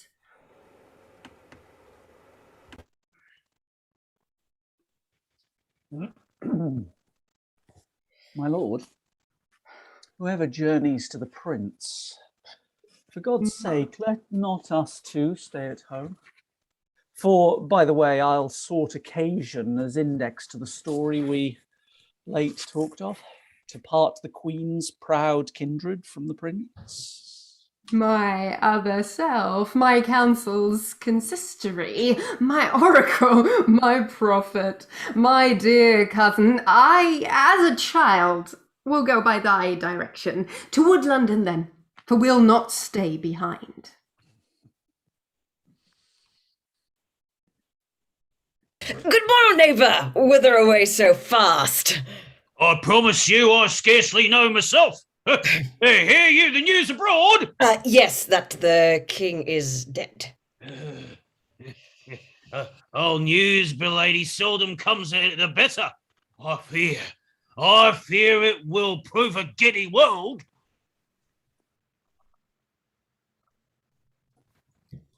Neighbours, Godspeed. Give you good morrow, sir. Doth the news hold of good King Edward's death? Aye, sir, it is true. God helps the while. Then, masters, look to see a troublous world. Oh no, by God's good grace his son shall reign. Oh, woe to that land that's governed by a child.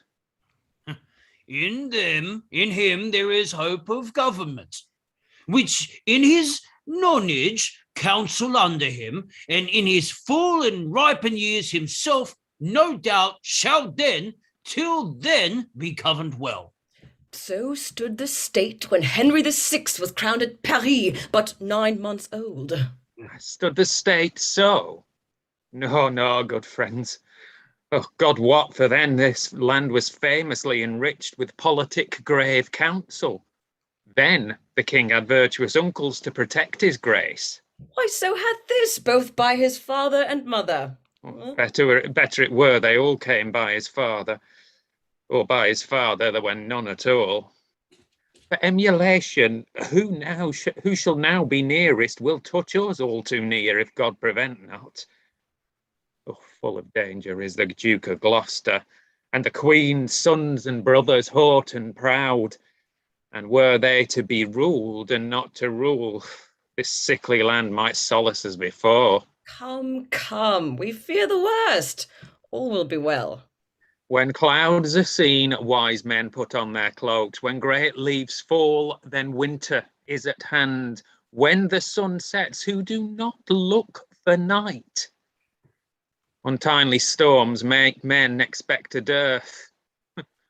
All may be well, but if God sought it so, 'tis more than we deserve, or I expect. Truly, the hearts of men are full of fear. You cannot reason almost with a man that looks not heavily and full of dread. Before the days have changed, still it is so. By a divine instinct, men's minds mistrust pursuing danger, as by proof we see the water swell before a boisterous storm. Oh, but leave it all to God. Whither away?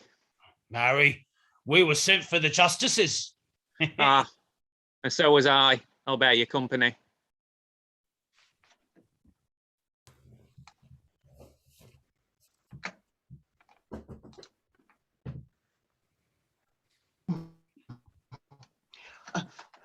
Last night I heard they lay at Stony Stratford, and at Northampton they do rest tonight. Now, tomorrow, or the next day, they will be here. I long with all my heart to see the prince. I hope he is much grown since last I saw him. But I hear no. They say my son of York has almost overtaken him in his growth. Aye, mother, but I would not have it so. Why, my good cousin, it is good to grow. Grandam, one night as we did sit at supper, my uncle Rivers talked how I did grow more than my brother. I quoth my uncle Gloucester, small herbs have grace, great weeds do grow apace. And since methinks I would not grow so fast, because sweet flowers are slow, and weeds make haste. Good faith, the saying did not hold in him that did object the same to thee. He was the wretchedest thing when he was young. So long a growing, and so leisurely, that if his rule were true, he should be gracious. And so no doubt he is, my gracious madam. I hope he is, but yet let mothers doubt. Now, by my troth, if I had been remembered, I could have given my uncle's grace a flout to touch his growth nearer than he touched mine. How, my young York? I prithee let me hear it. Marry, they say my uncle grew so fast that he could gnaw a crust at 2 hours old. 'Twas 2 full years ere I could get a tooth. Grandam, this would have been a biting jest. I prithee, pretty York, who told thee this? Grandam, his nurse. His nurse? Why, she was dead ere thou was born. If 'twere not she, I cannot tell who told me. Parlous boy, go to, you are too shrewd. But madam, be not angry with the child. Pitchers have ears. Oh, here comes the messenger. What news? Such news, my lord, as grieves me to report. How doth the prince? Well, madam, and in health. What is thy news? Lord Rivers and Lord Grey are sent to Pomfret, and with them Sir Thomas Vaughan, prisoners. Who hath committed them? The mighty Dukes Gloucester and Buckingham. For what offence? The sum of all I have disclosed. Why or for what the nobles were committed is all unknown to me, my gracious lord. Ay, me! I see the ruin of my house. The tiger now has seized the gentle hind. Insulting tyranny begins to jut upon the innocent and aweless throne. Welcome, destruction, blood, and massacre. I see as in a map the end of all. Accursed and unquiet wrangling days, how many of you have mine eyes beheld?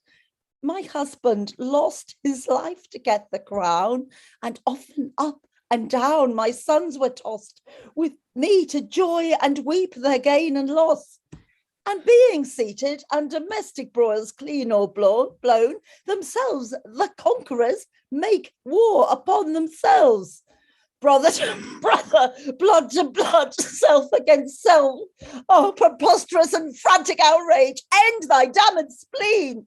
Oh, let me die to look on earth no more. Come, my boy, we will to sanctuary. Madam, farewell. Stay, I will go with you. You have no cause. My gracious lady, go, and thither hear your treasure and your goods. For my part, I'll resign unto your grace the seal I keep, and so betide to me, as well I tender you and all of yours. Go, I'll conduct you to the sanctuary. And they'd better go, and go quickly and go quietly if they are to get there safely. Wow. Sorry, at that incredibly sort of exciting and tense moment, I'm declaring an interval to give the cast a breather. That's a long half, as I said. This is a very full and very involved play. We are almost half the way through, however, so that was a long half. There will be another interval. Whew, we will get there. Wow. It's every time we work on this play, I sort of relearn over again what a kind of intense beast of a play this can be. So this is the sort of 5-minute pause gap when the cast can all take a breather, and you can go and make yourself a cup of tea or make yourself get a breath of air, whatever you so choose to make yourselves comfortable, while I do my little act as the sort of verbal version of that article in the back of the program that you bought but probably weren't going to read, except maybe in the train home perhaps, because you might read it in the interval because those people that you came with have gone for an ice cream or gone to the loo or whatever. So this is me having a bit of chat, so you can all go and have a little breather. What am I going to talk about today? Well, I've been thinking about a lot of things during this first half. For one thing, this is the first full play that we sort of edited and contrived the script for ourselves that we have done twice since we began this online theatre thing back in March of last year at the start of first lockdown. We have been involved in 2 productions of Merry Wives of Windsor, but the first one was a script that was created and edited and sort of formed by our partner company in that particular enterprise, who are Opsfest over there in America. If you're watching, guys, we would love to play again. We're still here, and we know you're working, but it's one of those things. We all got very busy in the middle of lockdown. So this is our first time we've done this play for twice. And somehow, I rather blithely thought with this one, because it wasn't a brand new script, I thought, this one isn't going to be too difficult. Oh my giddy aunt, have I been wrong. There were so many things that have come up with the script. And partly, it's one of the things is to do with working with a first folio script, because our base source material for this is always first folio. Because what tends to happen in some first folio plays more than others is characters exit that haven't entered, or you think somebody's left and then somebody talks to them, or it is hugely confusing. And we have equally big problems with many of the plays with the character designations, because in one scene somebody, it even varies within a scene. Someone can, certainly in Henry VI, we had a lot of trouble with Bishop Beaufort, who got referred to by his title, by his name, it was by so many things. Trying to work out who is one character can be endlessly frustrating and occasionally entertaining. In this particular play, it was pointed out to me earlier in this week that it is quite possible that we have 2 characters, my Lord of Derby and Lord Stanley. It's quite possible they're actually the same guy. Although this was pointed out, I only sort of really got to work with this yesterday, and I said, well, we're just going to leave it as it is for now. and I'll look into it for another time if ever we do this play again. But it really is very, very difficult to work out who the characters are sometimes. And that just is one of the joys of First Folio. And this is an enduringly complicated play in so very, very many ways.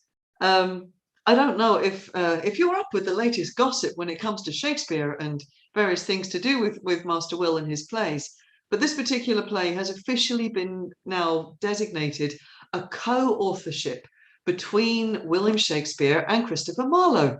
It's been said for many years that this is a very Marlowe-esque play, and as it's comparatively early in Shakespeare's writing, it's always been taken to be one that was kind of him almost experimenting with Marlowe's style, because Marlowe, when Shakespeare came to London as a young, well, an inexperienced actor, doing define young, Marlowe was then the king of tragedy, and his great roaring sort of characters were holding the stages all over London.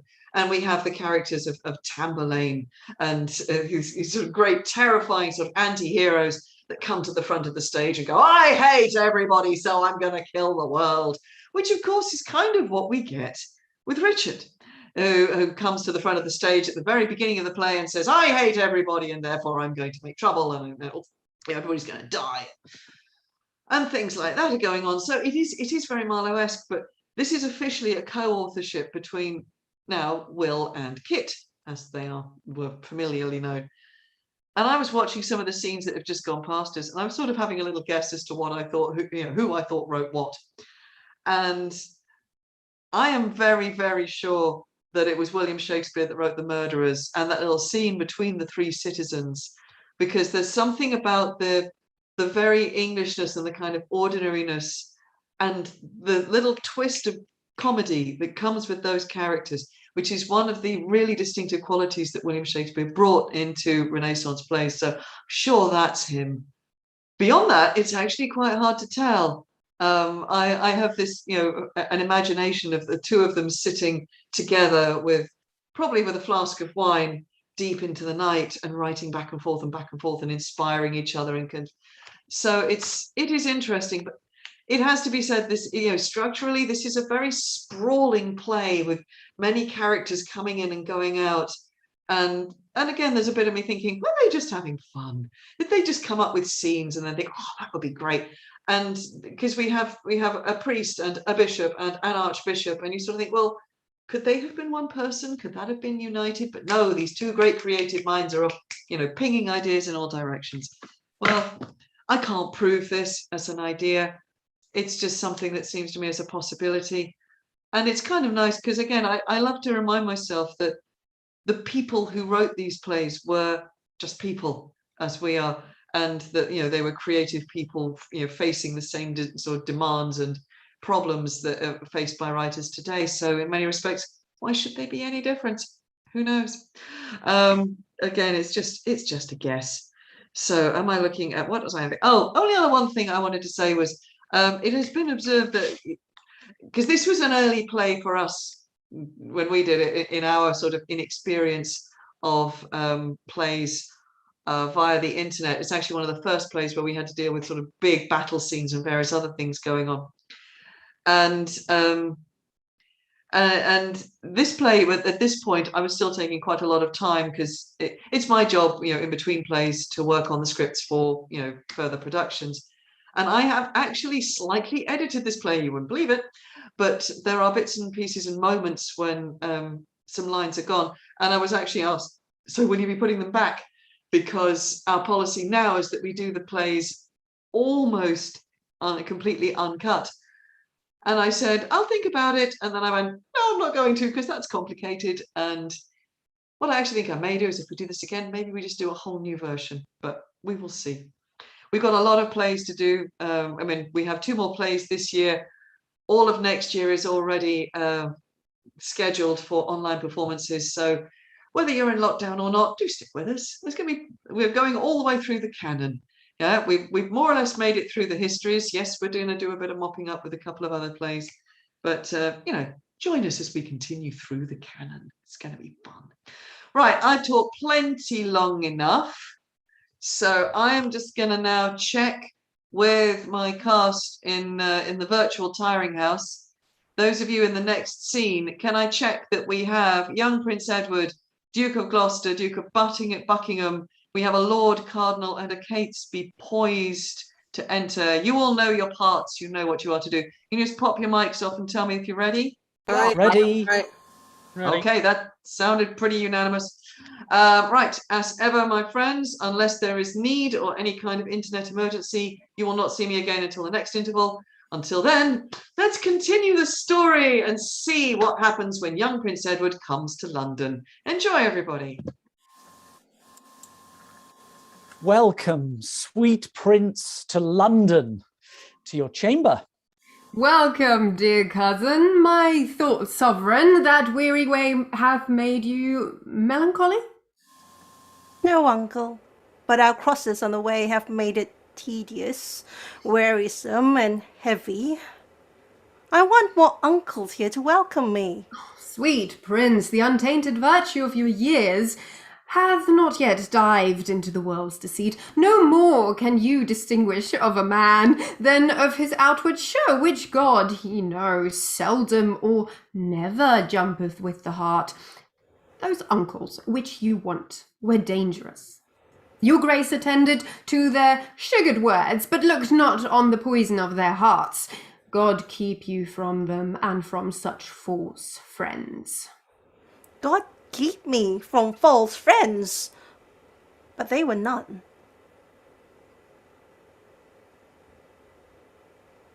My lord, the Mayor of London comes to greet you. God bless your grace with health and happy days. Thank you, good my lord, and thank you all. I thought my mother and my brother York would long ere this have met us on the way. Fie, what a slug is Hastings that he comes not to tell us whether they will come or no. And in good time. Here comes the sweating lord. Welcome, my lord. What, will our mother come? What occasion, God he knows, not I. The Queen, your mother, and your brother York have taken sanctuary. The tender prince would fain have come with me to meet your grace, but by his mother was perforce withheld. Fie, what an indirect and peevish course is this of hers. Lord Cardinal, will your grace persuade the Queen to send the Duke of York unto his princely brother presently? If she deny, Lord Hastings go with him, and from her jealous arms pluck him perforce. My lord of Buckingham, if my weak oratorio can from his mother win the Duke of York, anon expect him here. But if she be obdurate to mild entreaties, God forbid, we should infringe the holy privilege of blessed sanctuary. Not for all this land would I be guilty of so great a sin. You are too senseless, obstinate, my lord, too ceremonious and traditional. Weigh it but with the grossness of this age, you break not sanctuary in seizing him. The benefit thereof is always granted to those whose dealings have deserved the place, and those who have the wit to claim the place. This prince hath neither claimed it nor deserved it, and therefore, in mine opinion, cannot have it. Then taking him from thence, that is not there, you break no privilege nor charter there. Oft have I heard of sanctuary men, but sanctuary children, ne'er till now. My lord, you shall o'errule my mind for once. Come on, Lord Hastings, will you go with me? I go, my lord. Good lords, make all the speedy haste you may. Say, Uncle Gloucester, if our brother come, when shall we sojourn till our coronation? Where it thinks best unto your royal self. If I may counsel you, some day or two your highness shall repose you at the tower, where you please, and shall be thought most fit for your best health and recreation. I do not like the tower of any place. did Julius Caesar build that place, my lord? He did, my gracious lord, begin that place which since succeeding ages have re-edified. Is it upon record, or else reported successively from age to age, he built it? Upon record, my gracious lord. But say, my lord, it were not registered. Methinks the truth should live from age to age, as 'twere today, as 'twere a tale to all posterity, even to the general ending day. So wise, so young. They say do never live long. What say you, uncle? I say, without characters, fame lives long. Thus, like the formal vice, iniquity, I moralize two meanings in one word. That Julius Caesar was a famous man, with what his valour did enrich his wit. His wit set down to make his valour live. Death makes no conquest of his conqueror, for now he lives in fame, though not in life. I'll tell you what, my cousin Buckingham. What, my gracious lord? And if I live until I be a man, I'll win our ancient right in France again, or die a soldier as I lived a king. Short summers likely have a forward spring. Now in good time, here comes the Duke of York. Richard of York, how fares our noble brother? Well, my dear lord, so must I call you now. Ay, brother, to our grief as it is yours. Too late he died that might have kept that title, which by his death hath lost much majesty. How fares our cousin, noble Lord of York? I thank you, gentle uncle. Oh, my lord, you said that idle weeds are fast in growth. The prince, my brother, hath outgrown me far. He hath, my lord. And therefore is he idle? Oh, my fair cousin, I must not say so. Then he is more beholding to you than I. He may command me as my sovereign, but you have power in me as in a kinsman. I pray you, uncle, give me this dagger. My dagger, little cousin, with all my heart. A beggar, brother? Of my kind uncle, that I know will give, and being but a toy, which is no grief to give. A greater gift than that I'll give my cousin. A greater gift? Oh, that's a sword to it. Ay, gentle cousin, wear it light enough. Oh, then I see. You will part with but light gifts. In weightier things you'll say a beggar nay. It is too weighty for your grace to wear. I weigh it lightly were it heavier. What, would you have my weapon, little lord? I would that I might thank you as you call me. How? Little. My Lord of York will still be cross in talk. Uncle, your grace knows how to bear with him. You mean to bear me, not to bear with me, uncle. My brother mocks both you and me.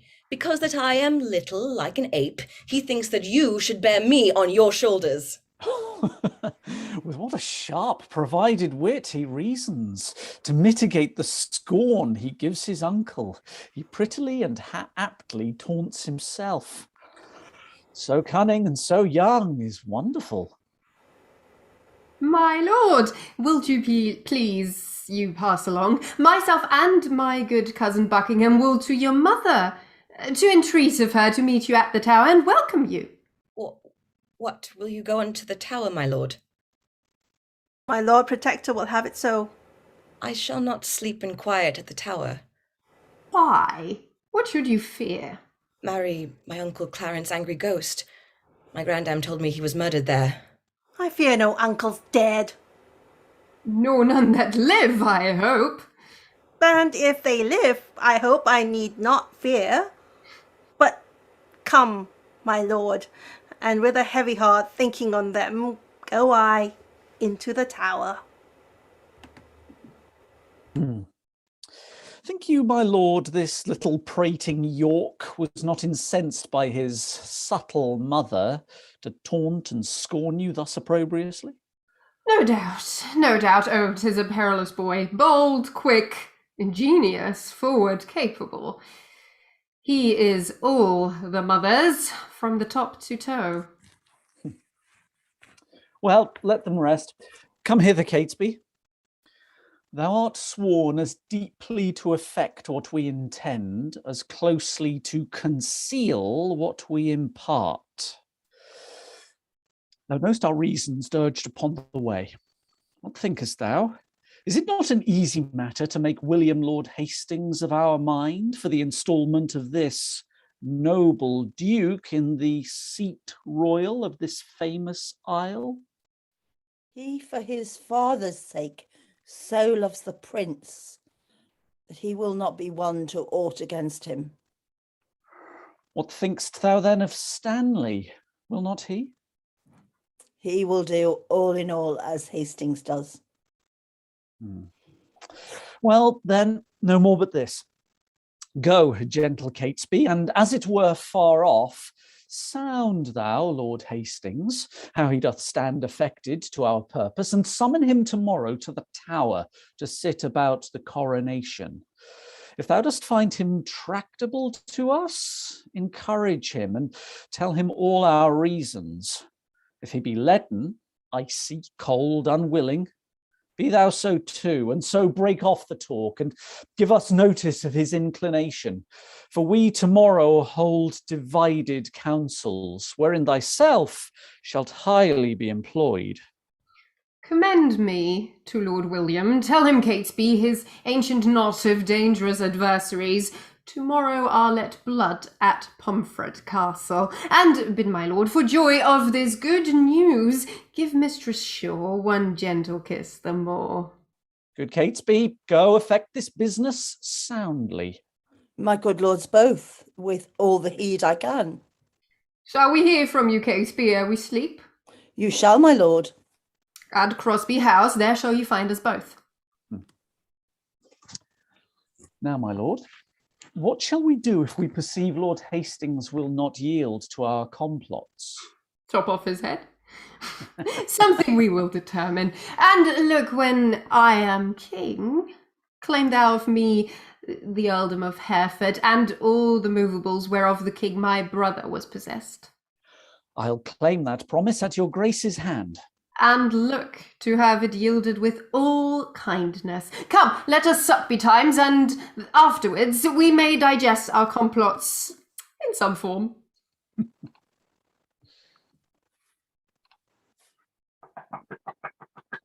My lord! My lord! Who knocks? One from the Lord Stanley. What is the clock?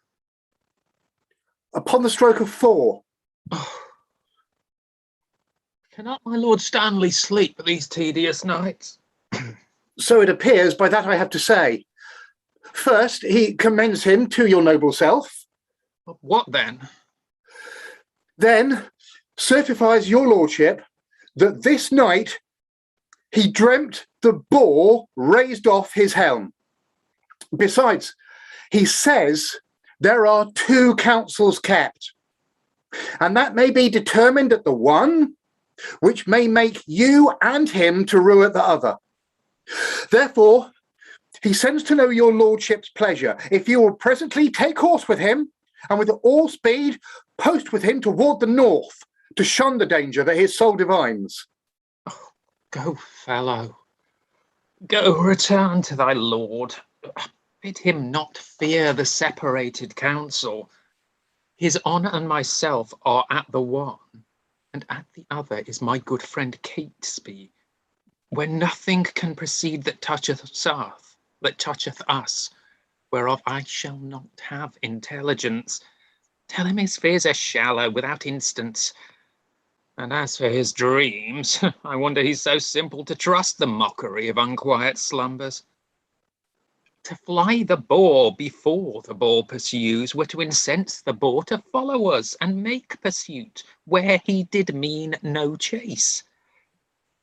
Go, bid thy master rise and come to me, and we will both together to the tower, where he shall see the boar will use us kindly. I'll go, my lord, and tell him what you say.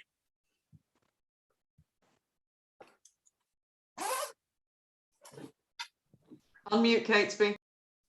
Many good morrows to my noble lord. Good morrow, Catesby. You were early stirring. What news? What news in this our tottering state? It is a reeling world indeed, my lord, and I believe will never stand upright till Richard wear the garland of the realm. How wear the garland? Dost thou mean the crown? Aye, my good lord.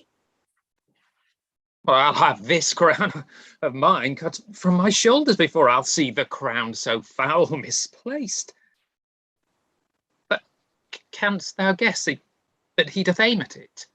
Aye, on my life, and hope to find you forward upon his party for the gain thereof.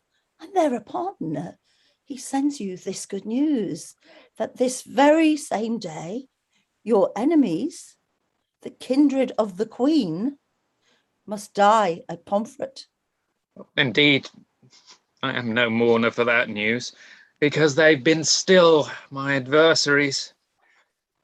But that I'll give my voice on Richard's side to bar my master's heirs in true descent, well, God knows I will not do it to the death. God keep your lordship in that gracious mind. But I shall laugh at this a 12-month hence, that they which brought me to in my master's hate, I live to look upon their tragedy. Well, Catesby, ere a fortnight make me older, I'll send some packing, and yet think not on. 'Tis a vile thing to die, my gracious lord, when men are unprepared and look not for it. Oh, monstrous, monstrous. And so falls it out with Rivers, Vaughan, Grey, and so 'twill do with some men else that think themselves as safe as thou and I, who, as thou knowst, are dear to princely Richard and to Buckingham. The princes both make high account of you, for they account his head upon the bridge. I know they do, and I have well deserved it. Come on, where is your boar spear, man? Fear you the boar and go so unprovided? My lord, good morrow. Good morrow, Catesby. You may jest on, but by the holy rood, I do not like these several counsels, My lord, I hold my life as dear as yours, and never in my days I do protest were it so precious to me as 'tis now. Think you but that I know our state secure, I would be as triumphant as I am? The lords at Pomfret, when they rode from London, were jocund, and supposed their states were sure. And they indeed had no cause to mistrust. But yet, you see how soon the day o'ercast. This sudden stab of rancor I misdoubt. Pray God, I say, I prove a needless coward. What shall we toward the tower? The day is spent. Come, have with you. What, my lord? Today the lords you talk of are beheaded. They, for their truth, might better wear their heads than some that have accused them wear their hats. Oh, but come, my lord, let's away. Go on before. I'll talk with this good fellow. How now, Sirrah? How goes the world with thee? The better that your lordship is pleased to ask. I tell thee, man, 'tis better with me now than when thou metst me last. Where now we meet, then was I going prisoner to the Tower by the suggestion of the Queen's allies. But now I tell thee, keep it to thyself. These days, those enemies are put to death, and I in better state than e'er I was. God hold it to your honour's good content. Gramercy fellow, there, drink that for me. I thank your honour. I thank thee, good Sir John, with all my heart.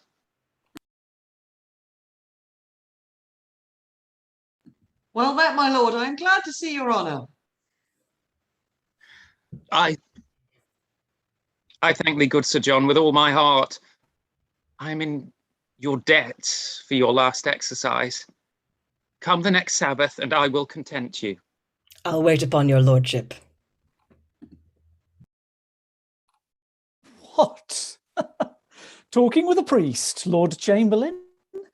Your friends at Pomfret, they do need the priest. Your honour hath no shriving work in hand. Oh, good faith. And when I met this holy man, the men you talk of came into my mind. What, go you toward the tower? I do, my lord, but long I cannot stay there. I shall return before your lordship thence. Ah, nay, like enough, for I stay dinner there. And supper too, although thou knowst it not. Come, will you go? I'll wait upon your lordship.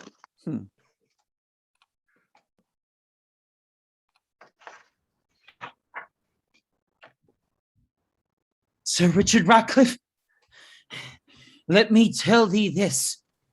Today thou shalt behold a subject die for truth, for duty, and for loyalty. God bless the prince and all the pack of you. And not you are a damn bloodsuckers. You live that shall cry woe for this hereafter. Dispatch. The limit of your lives is out. Oh, Pomfret! Oh, Pomfret! Thou bloody prison! Fatal and ominous to noble peers, within thy guilty closure of thy walls, Richard II here was struck to death. And for slander to thy dismal seat, we give thee our guiltless blood to drink. Now, Margaret's curse is fallen upon our heads. When she exclaimed on Hastings, you and I, for standing by when Richard stabbed her son. Then cursed she Richard. Then cursed she Buckingham. Then cursed she Hastings. Oh, remember, God, to hear her prayer for them as now for us, and for my sister and her princely sons. Be satisfied, dear God, with our true blood, which thou knowest unjustly must be spilt. Make haste. The hour of death is expiate. Come, Grey.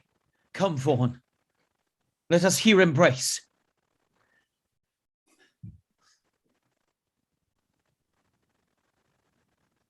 Farewell, until we meet again in heaven.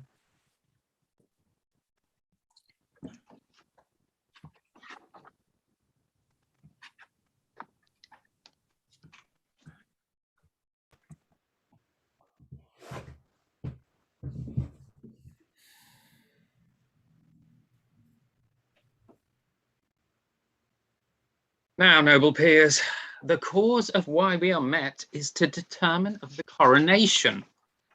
In God's name speak, when is the royal day? Is all things ready for the royal time? It is, and wants but nomination. Tomorrow then I judge a happy day. Who knows the Lord Protector's mind herein? Who is most inward with the noble Duke? Your Grace, we think, should soonest know his mind. We know each other's faces. For our hearts, he knows no more of mine than I of yours, or I of his, my lord, than you of mine. Lord Hastings, you and he are near in love. I thank his grace. I know he loves me well, but for his purpose in the coronation, I have not sounded him, nor he delivered his gracious pleasure anyway therein. But you, my honourable lords, may name the time, and in the Duke's behalf I'll give my voice, which I presume you'll take in gentle part. In happy time, here comes the Duke himself. My noble lords and cousins all good morrow. I have been a long sleeper, but I trust my absence doth neglect no great design, which by my presence might have been concluded. Had you not come upon your cue, my lord, William Lord Hastings had pronounced your part. I mean, your voice for crowning of the king. Then, my Lord Hastings, no man might be bolder. His lordship knows me well and loves me well. My Lord of Ely, when I was last in Holborn, I saw good strawberries in your garden there. I do beseech you, send for some of them. Marry, and will, my lord, with all my heart. Cousin of Buckingham, a word with you. Catesby hath sounded Hastings in our business, and finds the testy gentleman so hot that he will lose his head give consent. His master's child, as worshipfully he terms it, shall lose the royalty of England's throne. Withdraw yourself a while. I'll go with you. We have not yet down this day of triumph. Tomorrow, in my judgment, is too sudden, for I myself am not so well provided as else I would be were the day prolonged. Where is my lord, the Duke of Gloucester? I have sent for these strawberries. His grace looks cheerfully and smooth this morning. There's some conceit or other likes him well, when that he bids good morrow with such spirit. I think there's never a man in Christendom can lesser hide his love or hate than he, for by his face straight shall you know his heart. What of his heart perceive you in his face? By any livelihood he showed today? Marry, that with no man here he is offended, for were he had shown it in his looks. I pray you all, tell me what they deserve that do conspire my death with devilish plots of damned witchcraft, and that have prevailed upon my body with their hellish charms. The tender love I bear your grace, my lord, makes me most forward in this princely presence, to doom the offenders, whosoe'er they be. I say, my lord, they have deserved death. Then be your eyes the witness of their evil. Look how I am bewitched. Behold, mine arm is like a blasted sapling withered up, and this is Edward's wife, that monstrous witch consorted with that harlot Strumpet, sure, that by their witchcraft thus have mocked me. If they have done this deed, my noble lord? If thou, protector of this damned strumpet, talk'st thou to me of ifs? Thou art a traitor. Off with his head. Now, by St. George, I swear I will not dine until I see the same. Lovell, Ratcliffe, look that it be done. The rest that love me, rise and follow me. Oh, woe. Woe to England, for England, not a whit for me, for I, too fond, might have prevented this. Stanley did dream the boar did rouse our helms, and I did scorn it, and disdain to fly. 3 times today my footcloth horse did stumble and started when he looked upon the tower, as loath to bear me to this slaughter-house. Oh, now I need the priest that spake to me. I now repent. I told the pursuivant as too triumphing how mine enemies today at Pomfret bloodily were butchered, and I myself secure in grace and favour. Oh, Margaret, Margaret, now thy heavy curse is lighted on poor Hastings' wretched head. Come, come, dispatch. The Duke would be at dinner. Make a short shrift. He longs to see your head. Oh, momentary grace of mortal men, which we more hunt for than the grace of God. Who builds his hope in air of your good looks lives like a drunken sailor on a mast, ready with every nod to tumble down into the fatal bowels of the deep. Come, come, dispatch. 'Tis bootless to exclaim. Oh, bloody Richard, miserable England, I prophesy the fearfulest time to thee. that ever wretched age hath looked upon. Come, lead me to my block, bear him my head. They smile at me who shortly shall be dead.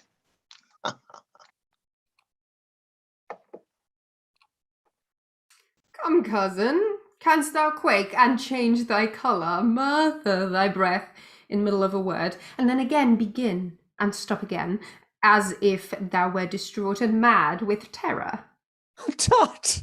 I can counterfeit the deep tragedian, speak and look back and pry on every side, tremble and start at wagging of a straw, intending deep suspicion. Ghastly looks are at my service like enforced smiles, and both are ready in their offices at any time to grace my stratagems. But what, is Catesby gone? He is, and see, he brings the mayor along. Lord Mayor. Look to the drawbridge there. Hark, a drum. Catesby, look the walls. Lord Mayor, the reason we have sent. Look back, defend thee, here are enemies. God and our innocency defend and guard us. Be patient, he is a friend, Sir Richard Ratcliffe. Here's the head of that ignoble traitor, the dangerous and unsuspected Hastings. So dear I loved the man that I must weep. I took him for the plainest, harmless creature that breathed upon the earth, a Christian. Made him my book wherein my soul recorded the history of all her secret thoughts. So smooth he daubed his vice with show of virtue that his apparent open guilt omitted. I mean, his conversation with Shaw's wife, he lived from all attainder of suspects. Well, he was the covert, sheltered traitor that ever lived. Would you imagine, or almost believe, were't not that by great preservation we live to tell it, that the subtle traitor this day had plotted in the council house to murder me and my good lord of Gloucester? He done so. What, think you we are Turks or infidels, or that we would against the form of law proceed thus rashly in the villain's death, but that the extreme peril of the case, the peace of England, and our person's safety enforced us to this execution? Now fair befall you, he deserved his death, and your good graces both have well proceeded to warn false traitors from the like attempts. I never looked for better at his hands after he once fell in with Mistress Shaw. Yet had we not determined he should die until your lordship came to see his end, which now the loving haste of these our friends, something against our meanings, have prevented, because, my lord, I would have had you heard the traitor speak, and timorously confess the manner and purpose of his treasons, that you might well have signified the same unto the citizens who happily may misconstrue us in him and wail his death. But, my good lord, your grace's words shall serve, as well as I had seen and heard him speak. And do not doubt, right noble princes both, but I'll acquaint our duteous citizens with all your just proceedings in this case. And to that end we wished your lordship here to void the censures of the carping world. Which, since you come too late of our intent, yet witness what you hear we did intend, and so, my good lord, we bid farewell. Go after, cousin Buckingham. The mayor towards Guildhall hies him in all post. There, at your meetest vantage of the time, infer the bastardy of Edward's children. Tell them how Edward put to death a citizen, only for saying he would make his son heir to the crown, meaning indeed his house, which by the sign thereof was termed so. Moreover, urge his hateful luxury and bestial appetite in change of lust, which stretched unto their servants, daughters, wives, even where his raging eye or savage heart, without control, lusted to make prey, nay, for a need thus far come near my person, tell them, when that my mother went with child, of that insatiate Edward, noble York, my princely father, then had wars in France, and by true computation of the time found that the issue was not his begot, which well appeared in his lineaments, being nothing like the noble Duke my father. Yet touch this sparingly, as 'twere far off, because, my lord, you know my mother lives. Doubt not, my lord, I'll play the orator as if the golden fee for which I plead were for myself. And so, my lord, adieu. If you thrive well, bring them to Baynard's castle, where you shall find me well accompanied with reverend fathers and well-learned bishops. I go, and towards 3 or 4 o'clock, look for the news that the Guild Hall affords.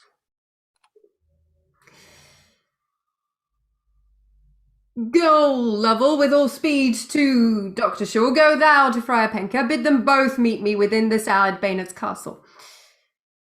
Now will I go to take some privy order and draw the brats of Clarence out of sight, and to give order that no manner person have any time recourse unto the prince. Here's the indictment for good Lord Hastings, which in second-hand is fairly engrossed, that it may be today read over in Paul's. And mark how well the sequel hangs together. 11 hours I've spent to write it over. For yesternight by Catesby was it sent me, the precedent was full as long as the doing. And yet within these 5 hours, Hastings lived, untainted, unexamined, free, at liberty. Here's a good world the while. Who is so gross that cannot see this palpable device? Yet, who so bold, but says he sees it not? Bad is the world, and all will come to naught when such ill dealing must be seen in thought. How now? How now? What say the citizens? Now, by the holy mother of our Lord, the citizens are mum, say not a word. Touched you the bastardy of Edward's children?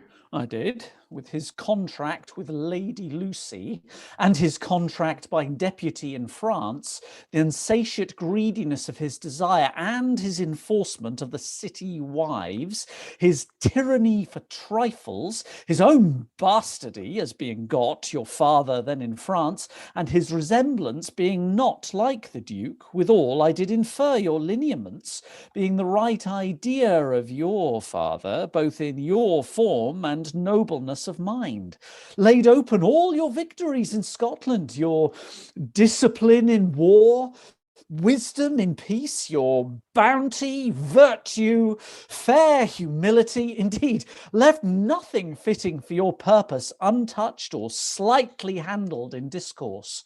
And when my oratory drew toward end, I bid them that did love their country's good cry, God save Richard, England's royal king.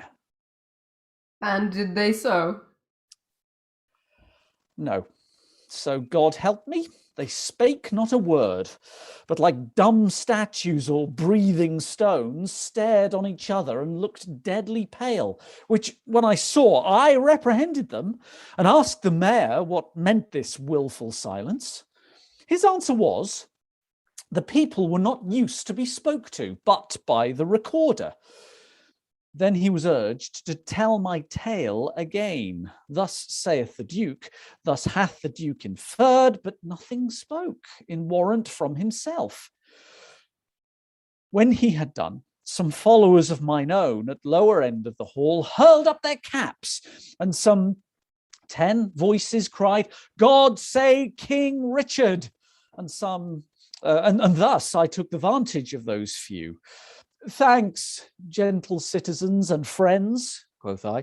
This general applause and cheerful shout argues your wisdom and your love to Richard, and even here break off and came away. What tongueless blocks were they? Would they not speak?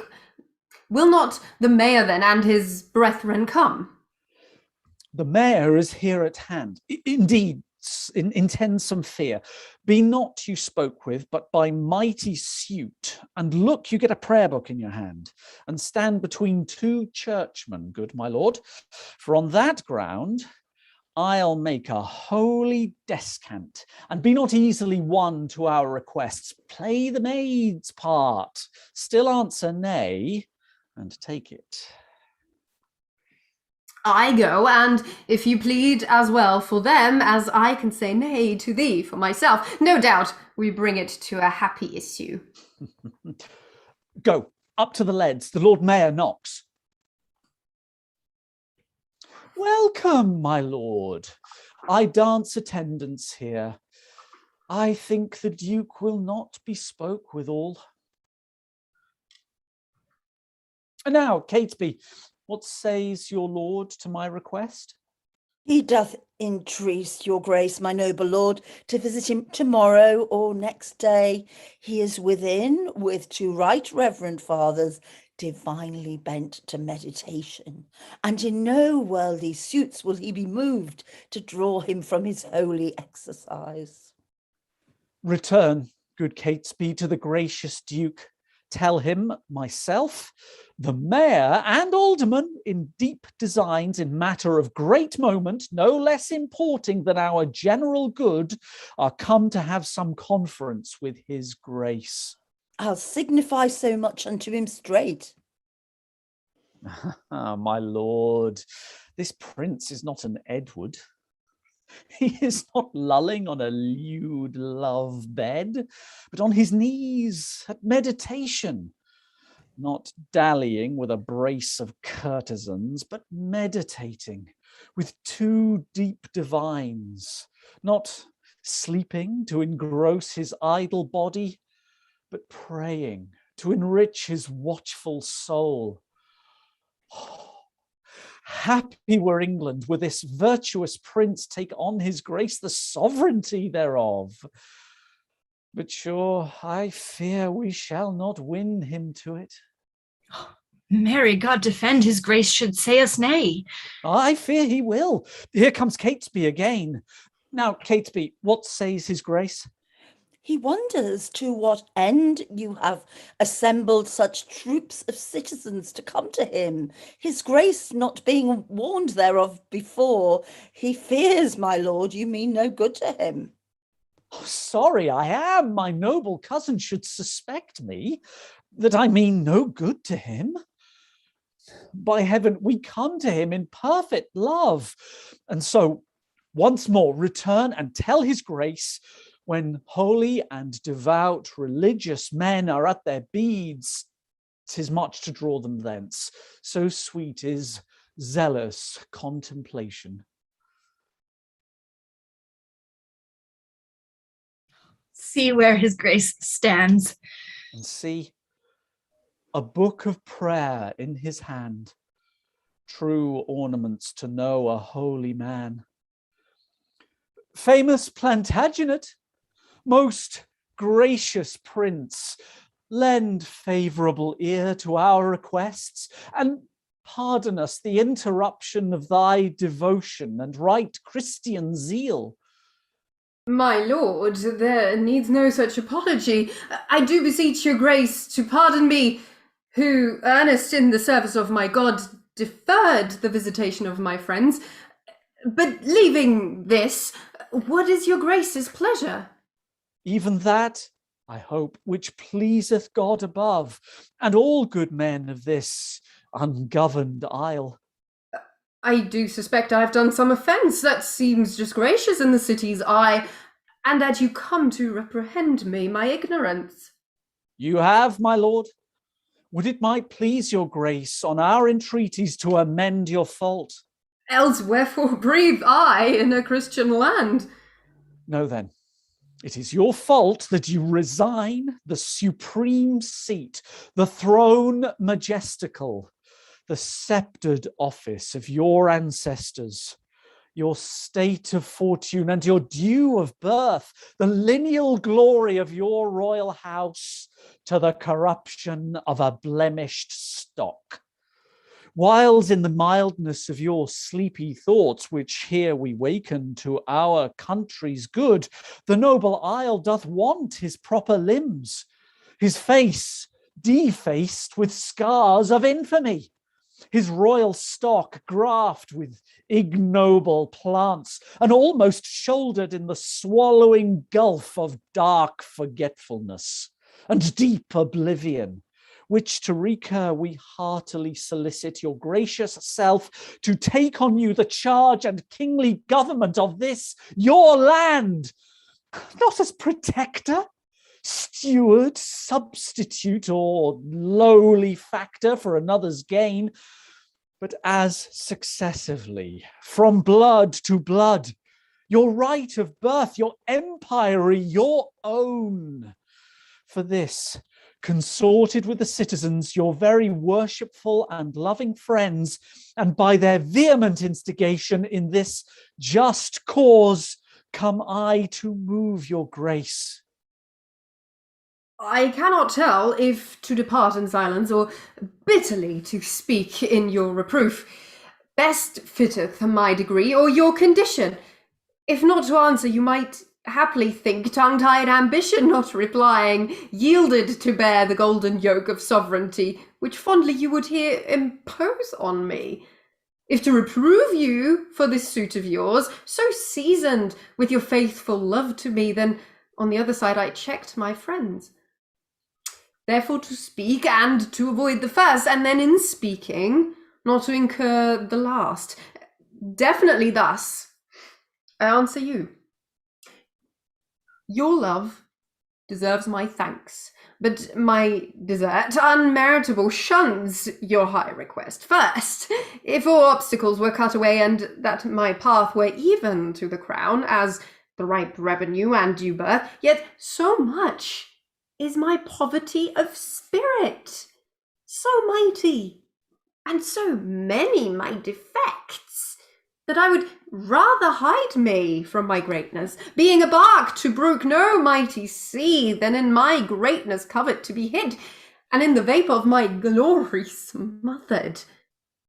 But God be thanked, there is no need of me, and much I need to help you where there need. The royal tree hath left us royal fruit, which mellowed by the stealing hours of time will well become the seat of majesty, and make no doubt us happy by his reign.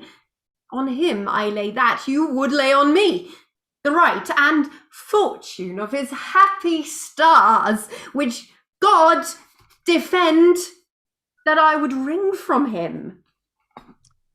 My lord, this argues conscience in your grace, but the respects thereof are nice and trivial, all circumstances well considered. You say that Edward is your brother's son. So say we too, but not by Edward's wife. For first he contract to Lady Lucy. Your mother lives a witness to his vow, and afterward by substitute betrothed to Bona, sister to the King of France. These both put off a poor petitioner, a care-crazed mother to a many sons, a beauty waning and distressed widow, even in the afternoon of her best days, made prize and purchase of his wanton eye, seduced the pitch and height of his degree to base declension, and loathed bigamy.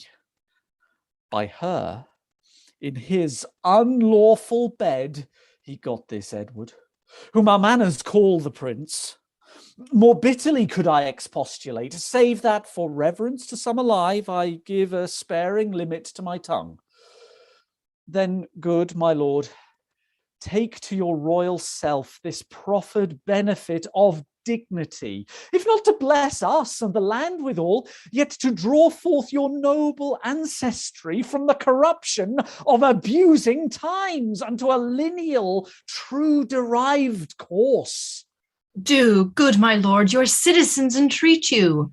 Refuse not, mightiest lord, this proffered love. Oh, make them joyful. Grant their lawful suit. Alas, why would you heap this care on me? I am unfit for state and majesty. I do beseech you, take it not amiss. I cannot, no, I will not yield to you. If you refuse it, as in love and zeal, loath to depose the child, your brother's son, as well we know your tenderness of heart and gentle, kind, effeminate remorse, which we have noted in you to your kindred, and eagerly indeed to all estates, yet know, where you accept our suit or no, your brother's son shall never reign our king, but we will plant some other in the throne, to the disgrace and downfall of your house. And in this resolution here we leave you. Come, citizens, we will entreat no more. Call him again, sweet prince. Accept their suit. If you deny them, all the land will rue it. Will you enforce me to a world of cares? Call them again. I am not made of stone, but penetrable to your kind entreaties, albeit against my conscience and my soul. Cousin of Buckingham and sage grave men, since you will buckle fortune on my back to bear her burthen where I will or no, I must have patience to endure the load. And if black scandal or foul-faced reproach attend the sequel of your imposition, your mere enforcement shall acquittance me from all the impure blots and stains thereof. For God doth know, and you may partly see how far I am from the desire of this. May God bless your grace. We see it and we'll say it. In saying so, you shall but say the truth. Then I salute you with this royal title. Long live King Richard, England's worthy king. Amen.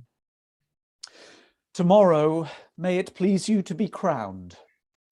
Even when you please, for you will have it so. Tomorrow then we will attend your grace. And most joyfully we take our leave. Come, let us to our holy work again. Farewell, my cousins, farewell, gentle friends. Off they go to prepare them for a coronation. And here I am to chat to you again in the second of our two intervals. We are plowing on through. You may well have noticed, or maybe you didn't, we lost a couple of members of cast briefly during that act. There are problems with certain internet providers in London at the moment. We lost Linda for a while, but she's back. I can guarantee you she's back in the virtual tiring house. At least I think she is. And we will have her back for the rest of the play. So anyway, I'm okay. She is here. Yes, yippee. Just checking there. So that's why you got me doing a short turn as the scrivener, this little chap who pops up, has a speech and pops off again. Pure William Shakespeare. I doubt that was Marlowe. Anyway, so it's now time for you to take a little pause. The company can take a little rest, and I will chat for a few more minutes and just be my mildly irritating and hopefully mildly informative self as your the interval, the article that you read when you've nothing else to read. So what is there to talk about still? We had a few reflections on, because we are almost at Halloween, and whether is this a good play for Halloween? And it's like, well, it doesn't really matter because we scheduled the whole year. We weren't thinking about a play for Well, actually, we did Richard II on Valentine's Day, and that's got nothing to do with love. So we've just been doing our plays throughout the year. But I've had it pointed out to me by a couple of members of the company that actually this is a very appropriate Halloweeny play, because we coming up in our final chunk, we get a comment from Buckingham regarding the date, and it is on the day that he is speaking. It is All Souls Day, so it is not All Hallows Eve. It is All Hallows Day. So it's the 1st of November, I suppose, in the modern calendar. So it's pretty seasonal. And if you stay with us to the inevitably creepy and slightly bloody end, there is a whole parade of ghosts, where all those slain by Richard in his rise to power come in the night before the Battle of Bosworth outside Leicester. And they do various things. I'm not going to give it away. But we get this whole parade of all these people that have died.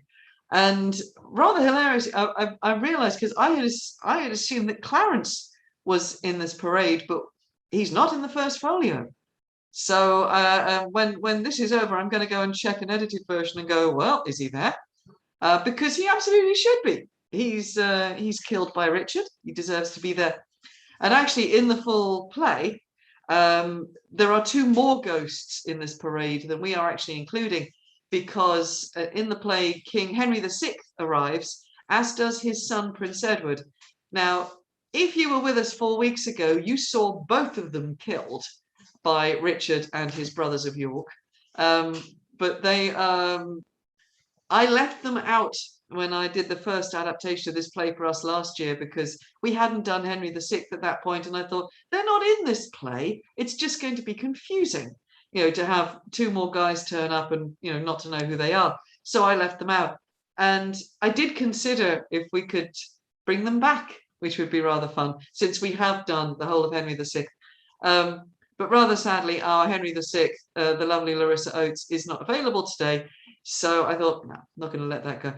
We do have the wonderful Tom Jackson, who was murdered as Prince Edward 4 weeks ago, but he's busy being other people today, so I didn't think I would inflict on him the extra duty of ghosting.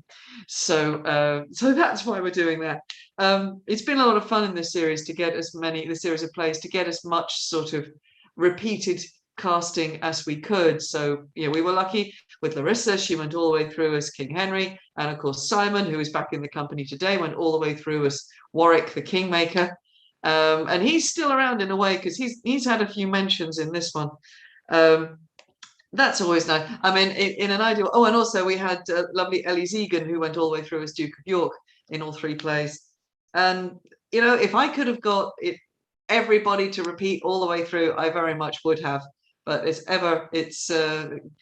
my job to make a play from the available people, and I don't always have, these people are allowed to have lives, regretfully, but people go out, they have jobs to do, they have things to do, and that is absolutely fine, and I embrace that, of course. But so it means that we don't always get the full continuity, which would have been fun to experiment with. We do our best, and I think we've had some fun with these plays. So was there anything else I wanted to say? No, not really. I think that's about it. We now push on towards the end, because here is, of course, at this point in the story, here is Richard reaching the summit of his ambitions. Oh, if only the play could end here. But no, we have a bunch more stories still to tell you. So stay with us. We need to find out what's going to happen around the coronation of the new King Richard, and what will happen afterwards as a result, and how it all pans out. So let's see what we have to do next. Right, can I just check, can you pop your microphones off and tell me if you are still in the virtual tiring house? I need Queen Elizabeth, Anne, currently Duchess of Gloucester, the Duchess of York, and Marquis Dorset. Yep. Are we all ready? Yes. Yep. Yes. Excellent. Thank you all. Right. Barring any more outages of the internet, I will hopefully see you again at the end to tell you what's up in 2 weeks and 4 weeks' time. So please stick with us and let us bring this story home. Let's have fun. See you in a bit, ladies.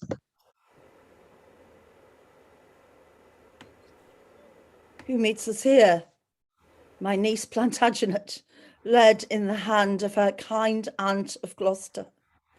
Now for my life, she's wandering to the tower of pure heart's love to greet the tender prince. Daughter, well met. God give your graces both a happy and a joyful time of day. As much to you, good sister. Whither away?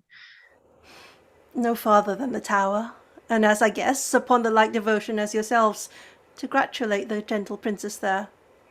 Kind sister, thanks. We'll enter all together.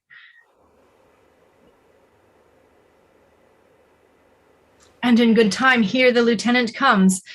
Master Lieutenant, pray you, by your leave, how doth the prince and my young son of York? Right well, dear madam. By your patience, I may not suffer you to visit them. The king hath strictly charged the contrary. The king? Who's that?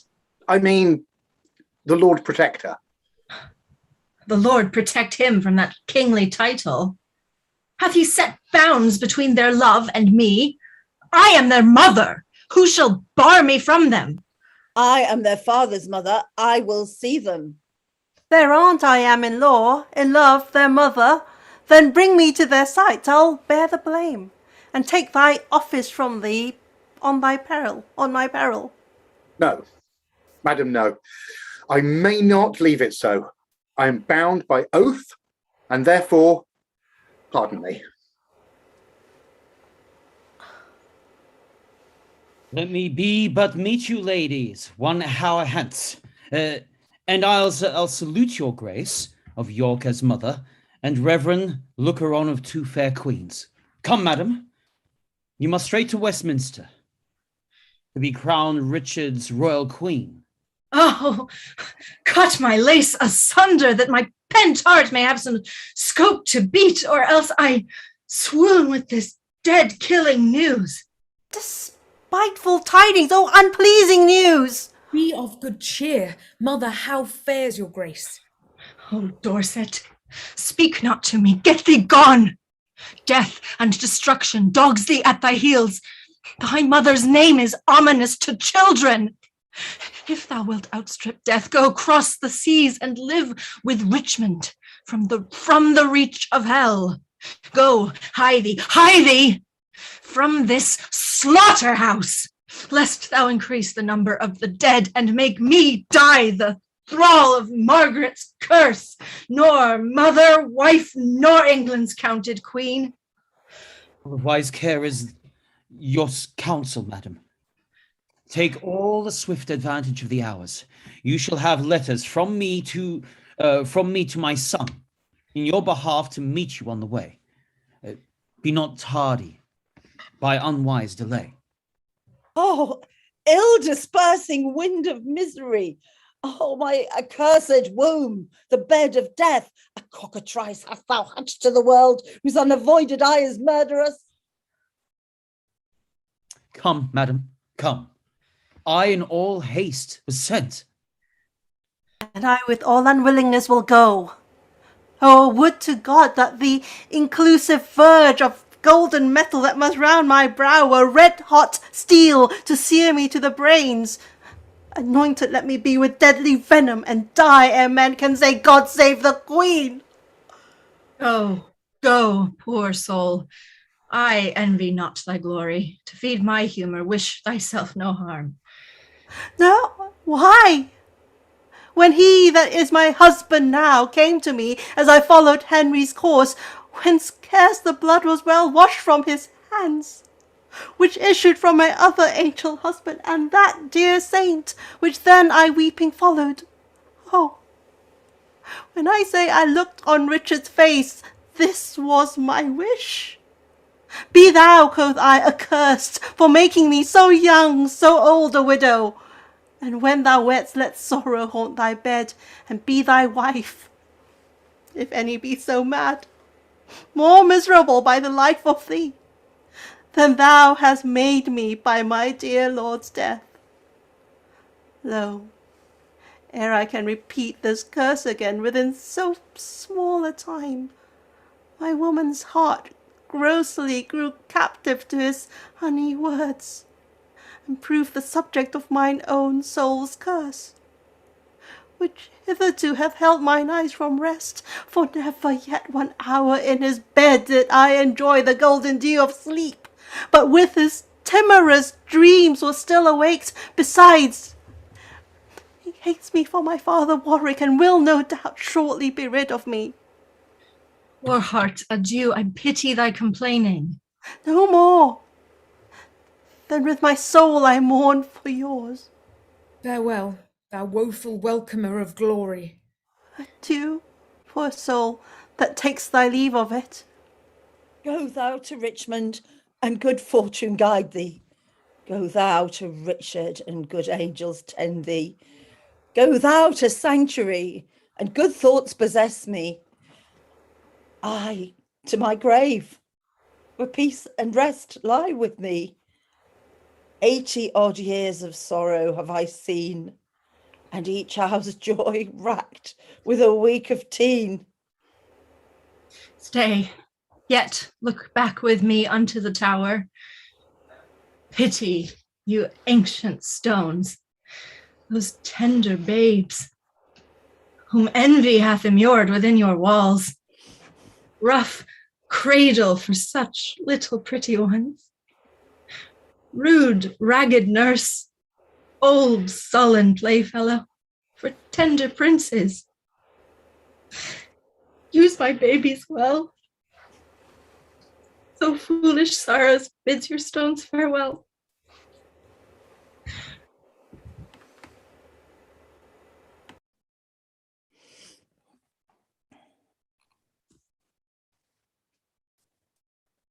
Stand all apart, cousin of Buckingham.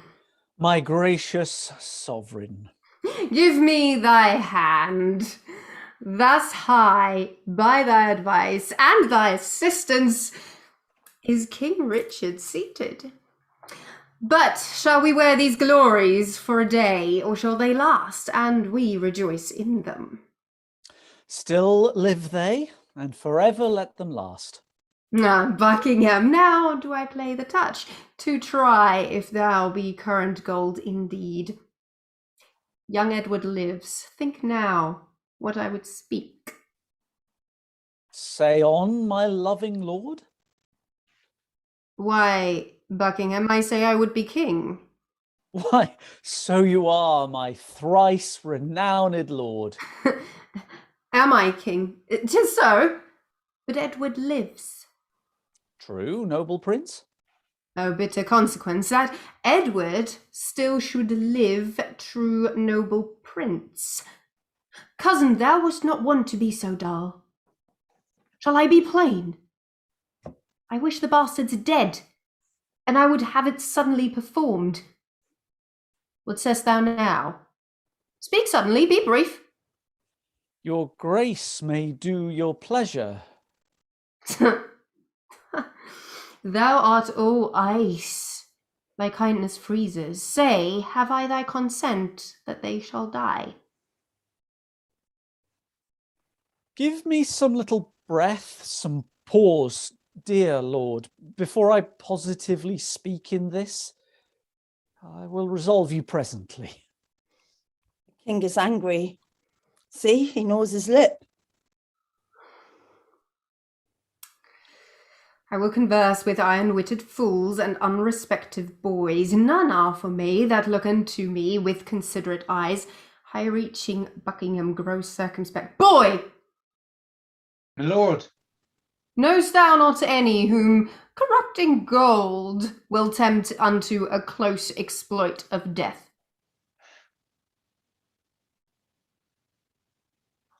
I know a discontented gentleman whose humble means match not his haughty spirit.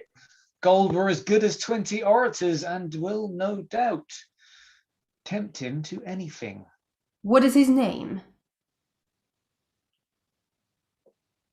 His name, my lord, is Tyrrell. I partly know the man. Go call him hither, boy.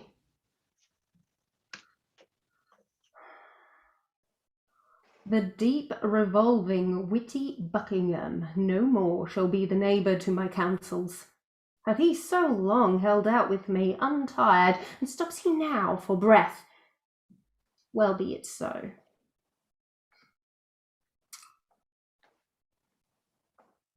How now, Lord Stanley, what's the news? Know, my loving lord, that the Marquis Dorset, as I hear, is fled to Richmond, in parts where he abides. Come hither, Catesby. Rumour it abroad that Anne, my wife, is very grievous sick. I will take order for her, keeping close. Inquire me out some mean poor gentleman, who I will marry straight to Clarence's daughter. The boy is foolish, and I fear him not. Look how thou dreams, I say again, give out that Anne, my queen, is sick and like to die. About it! For it stands me much upon to stop all hopes whose growth may damage me. I must be married to my brother's daughter, or else my kingdom stands on brittle glass. Murder her brothers and then marry her. Uncertain way of gain, but I am in so far in blood that sin will pluck on sin. Tear falling pity dwells not in this eye.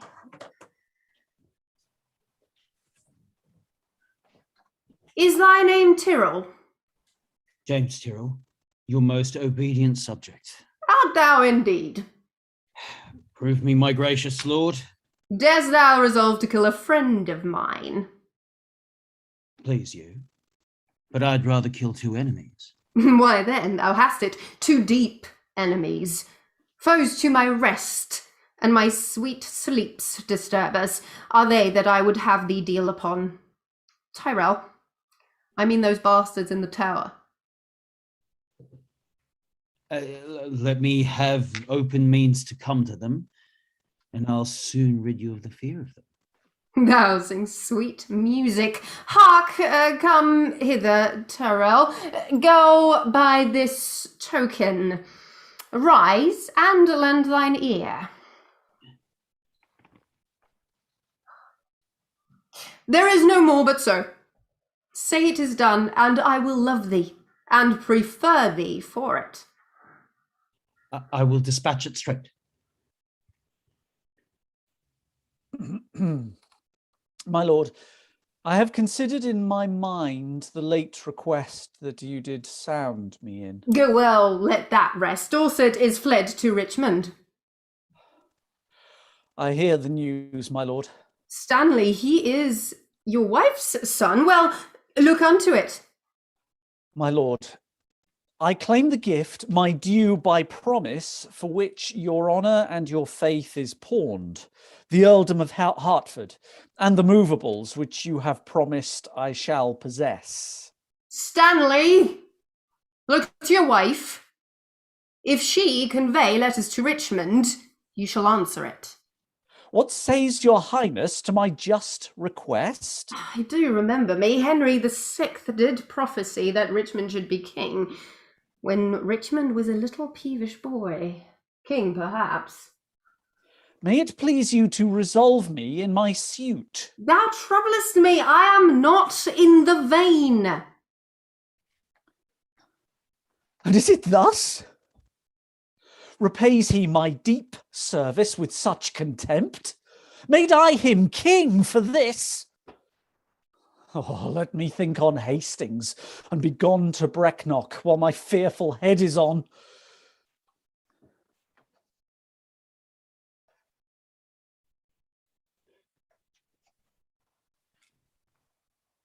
The tyrannous and bloody act is done.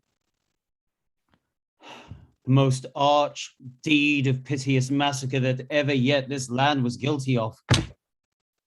Dayton and Forrest, who I did suborn to do this piece of ruthful butchery, albeit they were fleshed villains, bloody dogs, melted with tenderness and mild compassion, wept too like children in their death-sad story. Oh, thus slay the gentle babes. Thus, quoth Forrest, girdling one another within their alabaster innocent arms. Their lips were 4 red roses on a stalk, and in their summer beauty kissed each other. A book of prayers lay on their pillow, which one, quoth Forrest, almost changed my mind, but oh, the devil. There the villain stopped. When Dayton thus told on, we smothered the most replenished sweet work of nature, that from the prime creation ere she framed. Hence both are gone, with conscience and remorse. They could not speak, so I left them both to bear this tidings to the bloody king. And here he comes. All health, my southern lord. Kind Tyrell, am I happy in thy news? If to have done the thing you gave in charge beget your happiness, be happy then, for it is done. But didst thou see them dead? I did, my lord. And buried gentle Tyrell?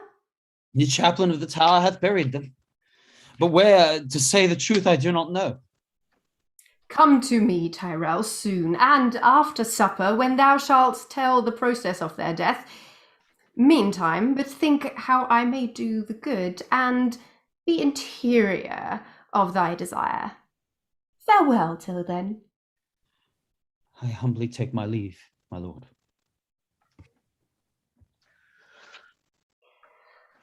The son of Clarence have I pent up close, his daughter meanly have I matched in marriage. The sons of Edward sleep in Abram's bosom, and Anne my wife have bid this world good night. Now, for I know the Briton Richmond aims at young Elizabeth, my brother's daughter, and by that knot looks proudly on the crown. To her I go, a jolly, thriving wooer. My lord. My lord. Good or bad news that thou comest in so bluntly? Well, bad news, my lord. Martin is fled to Richmond, and Buckingham, backed with the hardy Welshman, is in the field, and still his power increaseth. Eli with Richmond troubles me more near than Buckingham and his rash levied strength. Come, I have learned that fearful commenting is a leaden servitor to dull delay. Delay leads impotent and snail-paced beggary. Then fiery expedition be my wing. Love's Mercury and herald for a king. Go muster men, my counsel is my shield. We must be brief when traitors brave the field. So now prosperity begins to mellow and drop into the rotten mouth of death. Here in these confines slyly have I lurked to watch the waning of mine enemies. A dire induction am I witness to, and will to France, hoping the consequence will prove as bitter, black, and tragical. Withdraw thee, wretched Margaret. Who comes here? Oh, my poor princes. Oh, my tender babes. My unblowed flowers, new appearing sweets. If yet your gentle souls fly in the air, and be not fixed in doom perpetual, hover about me with your airy wings, and hear your mother's lamentation. Hover about her. Say that right for right hath dimmed your infant morn to aged night. So many miseries have crazed my voice that my woe-wearied tongue is still and mute. Edward Plantagenet, why art thou dead? Plantagenet doth quit Plantagenet. Edward, for Edward, pays a dying debt.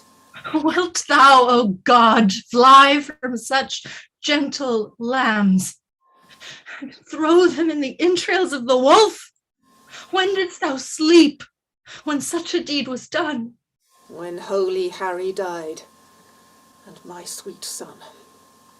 Dead life, blind sight, poor mortal living ghost. Woes seen, world shame, graves due by life usurped. Brief abstract and record of tedious days. Rest thy unrest on England's lawful earth, unlawfully made drunk with innocent blood. Ah, that thou wouldst as soon afford a grave as thou canst yield a melancholy seat. Then would I hide my bones, not rest them here.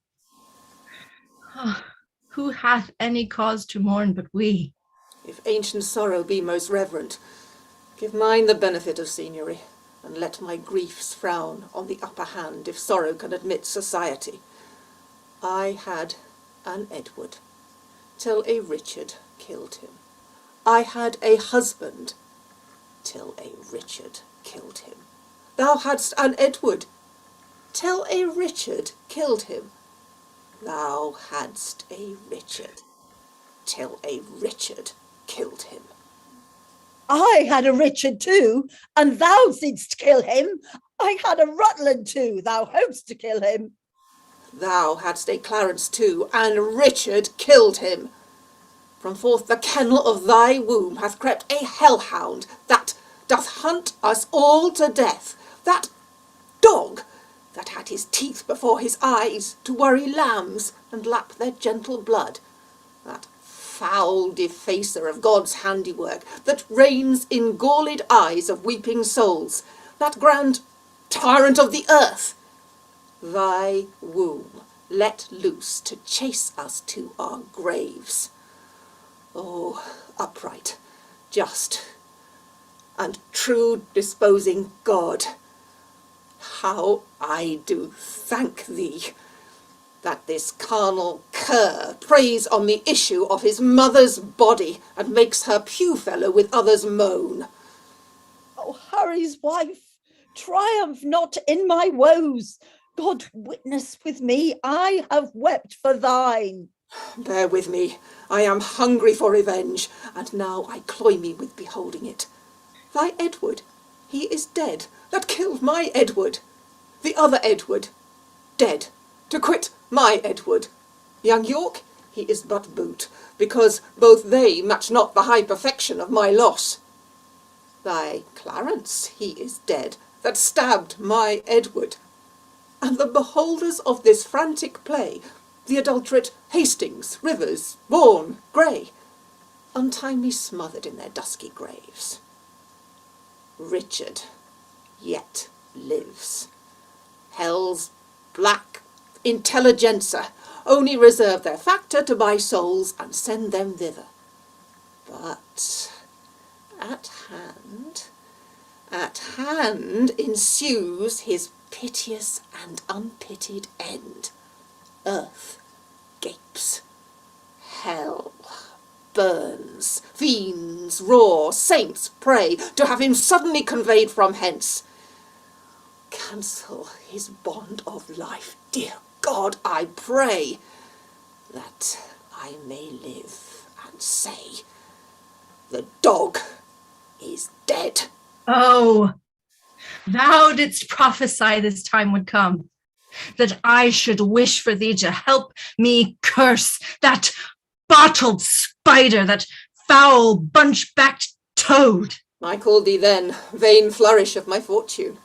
I called thee then, poor shadow, painted queen, the presentation of but what I was, the flattering index of a direful pageant, one heaved high to be hurled down below, a mother, only mocked with two fair babes, a dream of what thou wast, a garish flag, to be the aim of every dangerous shot, a sign of dignity, a breath, a bubble, a queen in jest, only to fill the scene. Where is thy husband now? Where be thy brothers? Where be thy two sons? Wherein dost thou joy? Who who sues and kneels and says, God save the Queen? Where be the bending knees that flattered thee? Where be the thronging troops that followed thee? Decline all this, and see now what thou art. For happy wife, a most distressed widow. For joyful mother, one that wails the name. For one being sued to, one that humbly sues. For queen, a very caitiff crowned with care. For she that scorned at me, now scorned of me. For she being feared of all, now fearing one. For she commanding all, obeyed of none. Thus hath the course of justice whirled about, and left thee but a very prey to time, having no more but thought of what thou wast, to torture thee the more, being what thou art. Thou didst usurp my place, and dost thou not usurp the just proportion of my sorrow? Now thy proud neck bears half my burthened yoke, from which, even here, I slip my wearied head and leave the burthen of it all on thee. Farewell, York's wife, and queen of sad mischance. These English woes will make me smile in France. O thou, well skilled in curses, stay a while, and teach me how to curse mine enemies. Forbear to sleep the night, and fast the day. Compare dead happiness with living woe. Think that thy babes were sweeter than they were, and he that slew them fouler than he is. Bettering thy loss makes the bad causer worse. Revolving this will teach thee how to curse. My words are dull. Oh, quicken them with thine. Thy woes will make them sharp and pierce like mine. Why should calamity be full of words? Windy attorneys to their clients' woes, airy succeeders of intestine joys, poor breathing orators of miseries. Let them have scope. Though what they will impart help nothing else, yet they do ease the heart. If so, then, be not tongue-tied. Go with me, and in the breath of bitter words, let's smother my damned son, that thy two sweet sons smothered. The trumpet sounds, be copious and exclaims. Who intercepts me in my expedition? Oh, she that might have intercepted thee by strangling thee in her accursed womb from all the slaughters, wretch, that thou hast done. Hidest thou that forehead with a golden crown, where it should be branded if that right were right? The slaughter of the prince that owed that crown, and the dire death of my poor sons and brothers. Tell me, thou villain slave, where are my children? Thou toad, where is thy brother Clarence and little Ned Plantagenet, his son? Where is the gentle Rivers, Vaughan, Grey? Where is kind Hastings? A flourish, trumpets, strike alarums, drums. Let not the heavens hear these telltale women rail on the Lord's anointed. Strike, I say.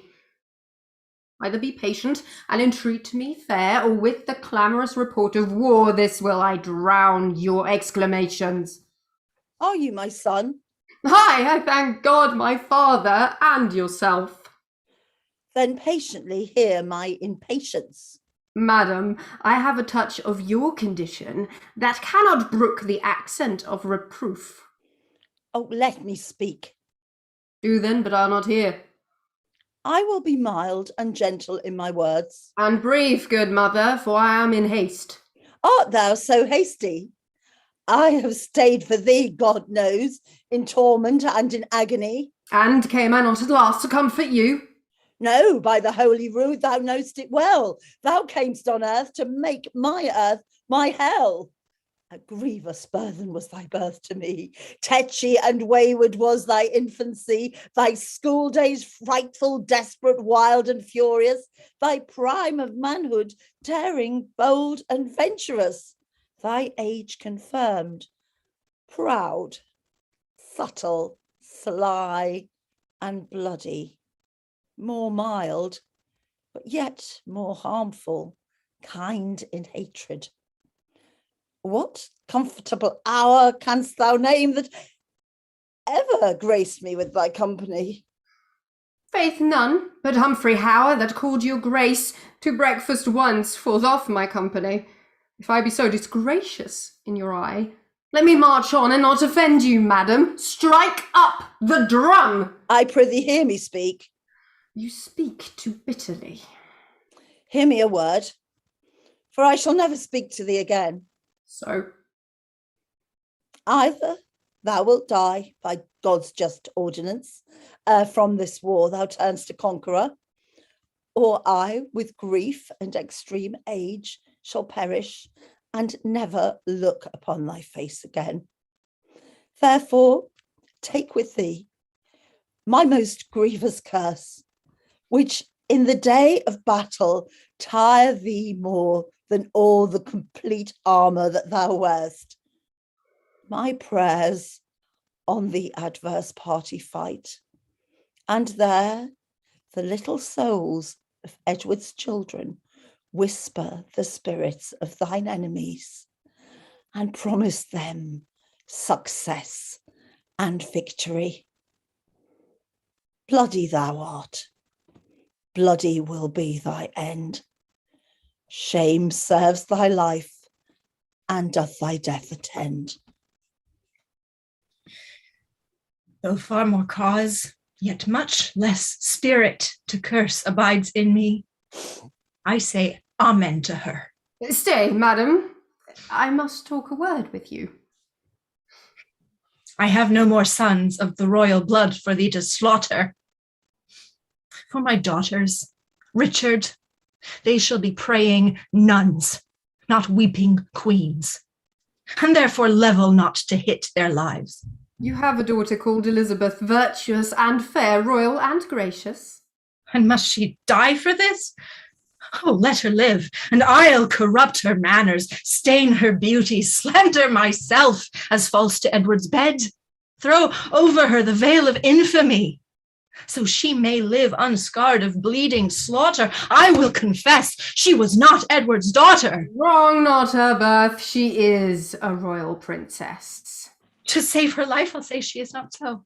Her life is safest only in her birth. And only in that safety died her brothers. Lo, at their birth, good stars were opposite. No, to their lives, ill friends were contrary. All unavoided is the doom of destiny. True. When avoided grace makes destiny, my babes were destined to a fairer death, if grace had blessed thee with a fairer life. You speak as if that I had slain my cousins. Cousins, indeed, and by their uncle, cousined, of comfort, kingdom, kindred, freedom, life, whose hand soever lanched their tender hearts, thy head, all indirect, gave direction. No doubt the murderer's knife was dull and blunt till it was whetted on thy stone-hard heart, to revel in the entrails of my lambs. But that still use of grief makes wild grief tame, my tongue should to thy ears not name my boys till that my nails were anchored in thine eyes, and I in such a desperate bay of death, like a poor bark of sails and tackling reft, rush all to pieces on thy rocky bosom. Madam, so thrive I in my enterprise and dangerous success of bloody wars, as I intend more good to you and yours than ever you and yours by me were harmed. What good is covered with the face of heaven to be discovered that can do me good? The advancement of your children, gentle lady. Up to some scaffold they're to lose their heads. Unto the dignity and height of fortune, the high imperial type of this earth's glory. Flatter my sorrow with report of it. Tell me, what state, what dignity, what honor canst thou demise to any child of mine? Even all I have, I and myself, and all will I withal endow a child of thine. So in the lethe of thy angry soul, thou drown the sad remembrance of these wrongs which thou supposest I have done to thee. Be brief, least that the process of thy kindness last longer than thy kindness date. Then know that from my soul I love thy daughter. My daughter's mother thinks it with her soul. What do you think? That thou dost love my daughter from thy soul, so from thy soul's love didst thou love her brothers, and from my heart's love I do thank thee for it. Be not so hasty to confound my meaning. I mean that with my soul I love thy daughter, and do intend to make her Queen of England. Well then, who dost thou mean shall be her king?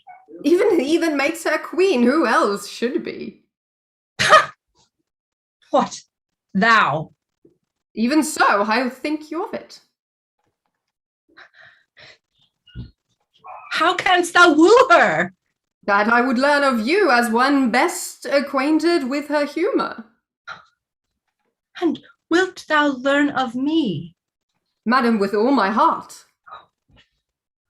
Sent to her by the man that slew her brothers, a pair of bleeding hearts.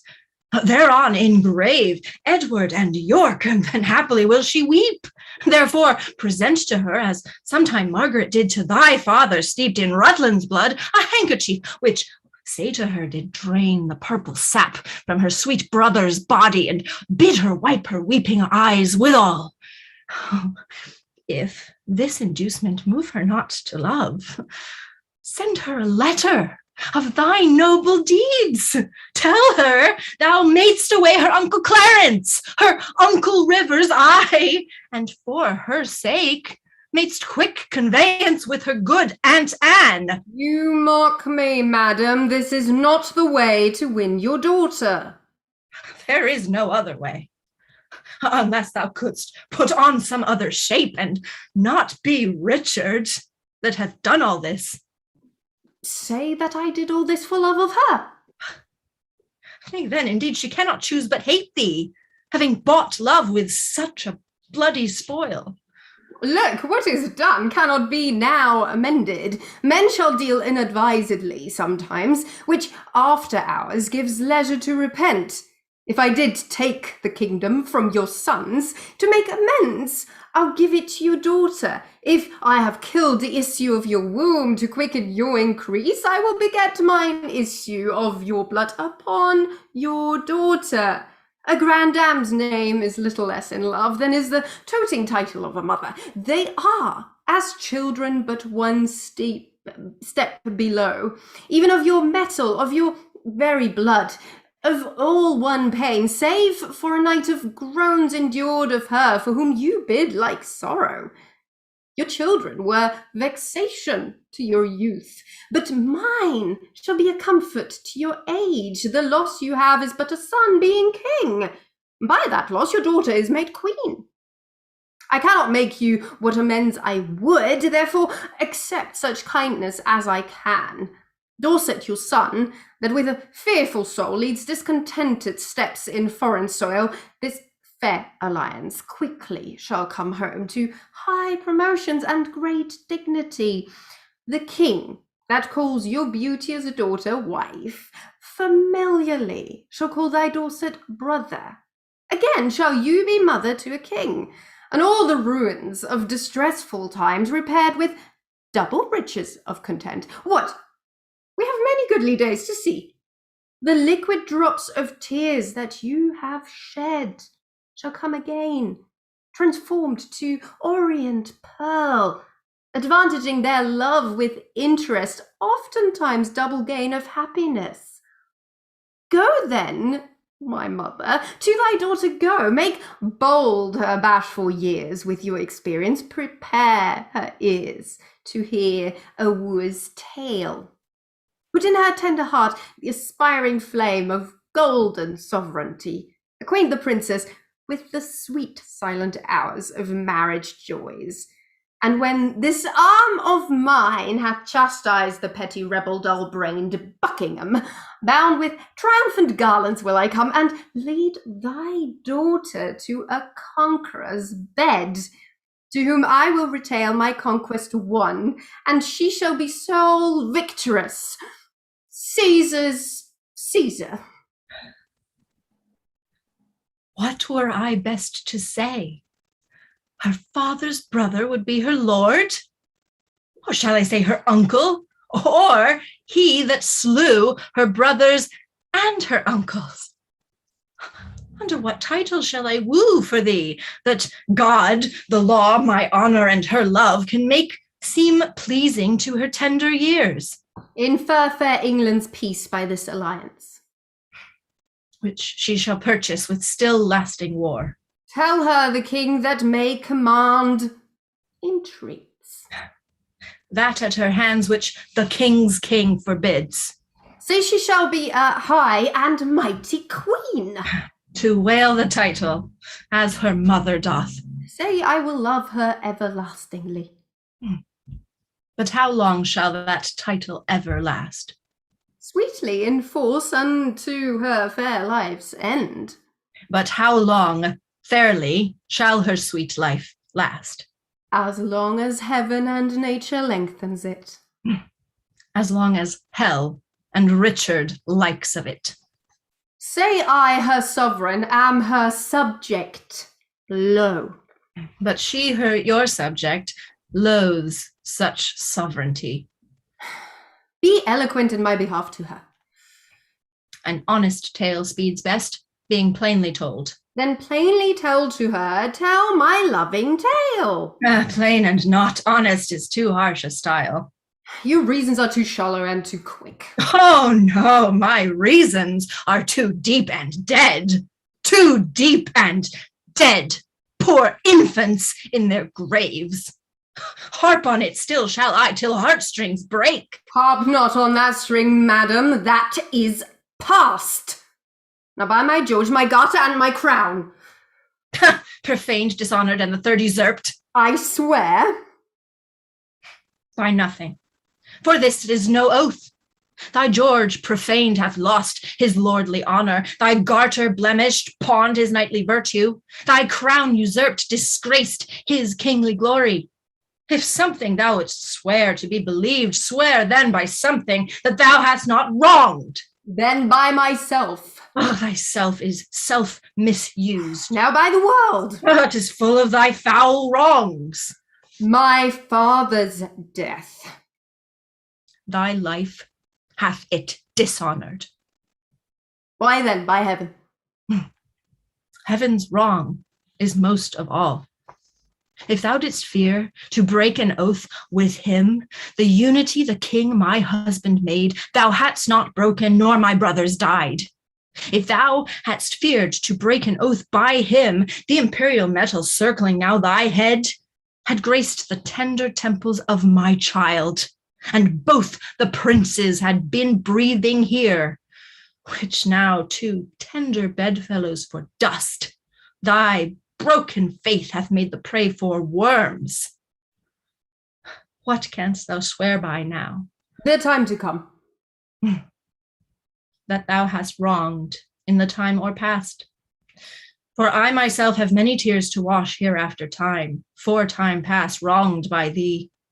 The children live whose fathers thou hast slaughtered. ungoverned youth to wail it with their age. The parents live whose children thou hast butchered, old barren plants to wail it with their age. Swear not by time to come, for that thou hast misused ere used, by time's ill-used repast. As I intend to prosper and repent, so thrive I in my dangerous affairs of hostile arms. Myself confound. Heaven and fortune are me happy hours. Day, yield me not thy night, nor night thy rest. Be opposite all planners of good luck to my proceeding, if with dear heart's love, immaculate devotion, holy thoughts, I tender not thy beauteous princely daughter. In her consists my happiness and thine. Without her follows to myself and thee herself, the land, and many a Christian soul, death, desolation, ruin, and decay. It cannot be avoided but by this. It will not be avoided but by this. Therefore, dear mother, I must call you so. Be the attorney of my love to her. Plead what I will be, not what I have been. Not my deserts, but what I will deserve. Urge the necessity and state of times, and be not peevish found in great designs. Shall I be tempted of the devil thus? Aye, if the devil tempt you to do good. Shall I forget myself? Aye, if yourself's remembrance wrong yourself. Yet thou didst kill my children. But in your daughter's womb I bury them, where in that nest of spicery they will breed selves of themselves to your recomforture. Shall I go win my daughter to thy will? And be a happy mother by the deed. I go. Write to me very shortly, and you shall understand from me her mind. Bear her my true love's kiss, and so farewell. Relenting fool and shallow changing woman. And now what news?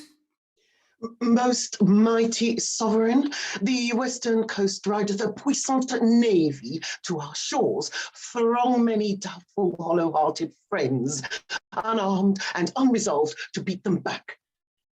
'Tis thought that Richmond is their admiral, and there they hull, expecting but the aid of Buckingham to welcome them ashore. Some Lightfoot friend post to the Duke of Norfolk, Ratcliffe thyself, or Catesby, where is he? Here, my lord. Here, my lord. Catesby, fly to the Duke. I will, my lord, with all convenient haste. Catesby, come hither, post to Salisbury. When thou comest thither, dull, unmindful villain, why stay'st thou here, and goest not to the Duke? First, mighty liege, tell me your highness' pleasure. What from your grace shall I deliver to him? Oh, true, good Catesby, bid him levy straight to the greatest strength and power that he can make, and meet me suddenly at Salisbury. I go. What, may it please you, shall I do at Salisbury? Why, what wouldst thou do there before I go? Your highness told me I should post before. My mind is changed. Stanley, what news with you? None, my good liege, to please you. None, my good liege, to please you at the hearing. Nor none so sad, but well may be reported. Hoy day, a riddle, neither good nor bad. What needst thou run so many miles about when thou mayst tell thy tale the nearest way? Once more, what news? Richmond is on the seas. There let him sink, and be the seas on him. White-livered runagate, what doth he there? I know not, mighty sovereign, but by guess... Well, as you guess. Stirred up by Dorset, Buckingham and Morton, he makes for England, there to claim the crown. Is the chair empty? Is the sword unswayed? Is the king dead? The empire unpossessed? What heir of York is there alive but we? And who's England's king but great York's heir? Then tell me, what makes he upon the seas? Unless for that, my liege, I cannot guess. Unless for that he comes to be your liege. You cannot guess wherefore the Welshman comes? Thou wilt revolt and fly to him, I fear. No, my lord, therefore mistrust me not. Where is thy power, then, to beat him back? Where be thy tenants and thy followers? Are they not now upon the western shore, safe conducting the rebels from their ships? No, my good lord. My friends are in the north. Cold friends to me, what do they in the north when they should serve their sovereign in the west? They have not been commanded, mighty king. Pleaseth your majesty to give me leave. I'll muster up my friends and meet your grace, where and what time your majesty shall please. Aye, thou wouldst be gone to join with Richmond, but I'll not trust thee. Most mighty sovereign, you have no cause to hold my friendship doubtful. I never was, nor never will be false. Go then and muster men, but leave behind your son, George Stanley. Look your heart be firm, or else his head assurance is but frail. So deal with him as I proved true to you.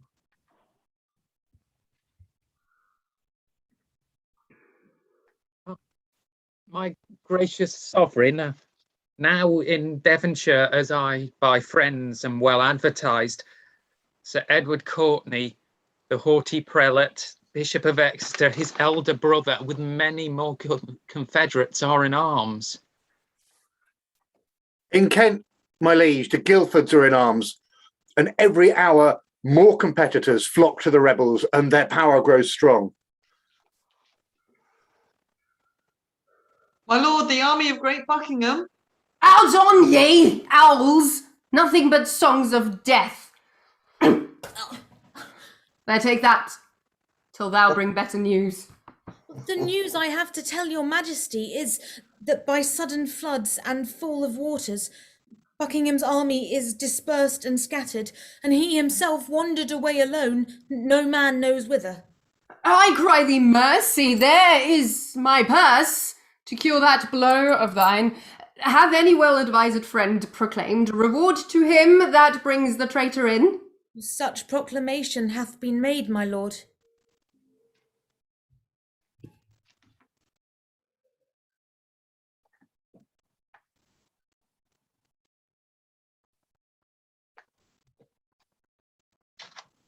Messenger 4 on mute.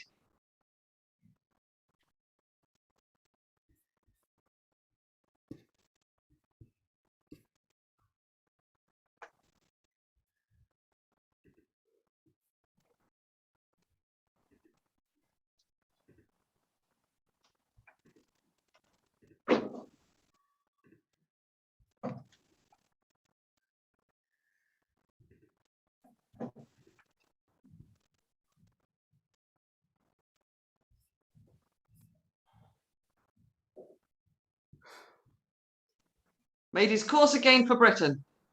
March on, since we are up in arms, if not to fight with foreign enemies, yet to beat down these rebels here at home.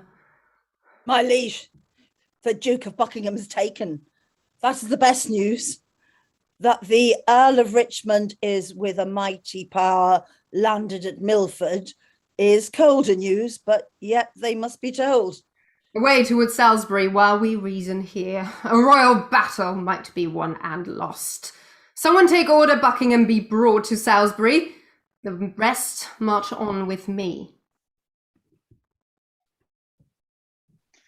Sir Christopher, tell Richmond this from me, that in the sty of the most deadly boar, my son, George Stanley, is franked up in hold. If I revolt, off goes young George's head. This fear of that holds off my present aid. So get thee gone. Commend me to thy lord. With all say that the queen hath heartily consented he should espouse Elizabeth his daughter. But tell me, where is princely Richmond now? At Pembroke, or at Hertford, Western Wales. What men of name resort to him? Sir Walter Herbert, a renowned soldier, Sir Gilbert Talbot, Sir William Stanley, Oxford redoubted Pembroke, Sir James Blunt, and Rice ap Thomas, with a valiant crew, and many other of great name and worth. And towards London do they bend their power, if by the way they be not fought withal.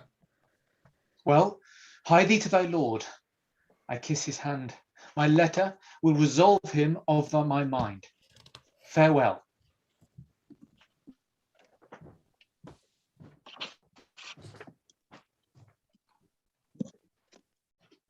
Will not King Richard let me speak with him? No, my good lord, therefore be patient. Hastings and Edward's children, Grey and Rivers, holy King Henry and thy fair son Edward, Vaughan, and all that have miscarried by underhand, corrupted, foul injustice, if that your moody, discontented souls do through the clouds behold this present hour, even for revenge mock my destruction. This is All Souls' Day, fellow, is it not? It is. Why then, All Souls' Day is my body's doomsday. This is the day when in King Edward's time I wished might fall on me, when I was found false to his children and his wives' allies. This is the day wherein I wished to fall by the false faith of him who I trusted most. This All Souls' Day to my fearful soul is the determined respite of my wrongs. That high all-seer which I dallied with hath turned my feigned prayer on my head and given in earnest what I begged in jest. Thus doth he force the swords of wicked men to turn their own points in their masters' bosoms. Thus Margaret's curse falls heavy on my neck, when he, quoth she, shall split thy heart with sorrow. Remember, Margaret was a prophetess. Come, lead me, officers, to the block of shame. Wrong hath but wrong, and blame the due of blame.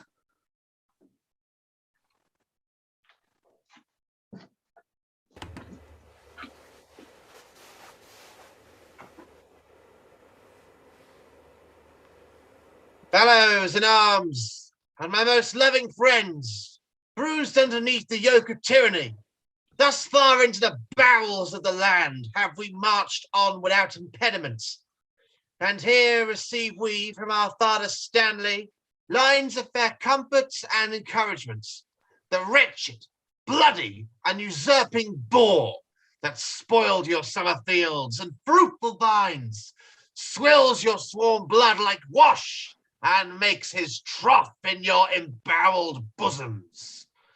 This foul swine is now even in the centre of this isle, near to the town of Leicester, as we learn from Tamworth thither, is but one day's march.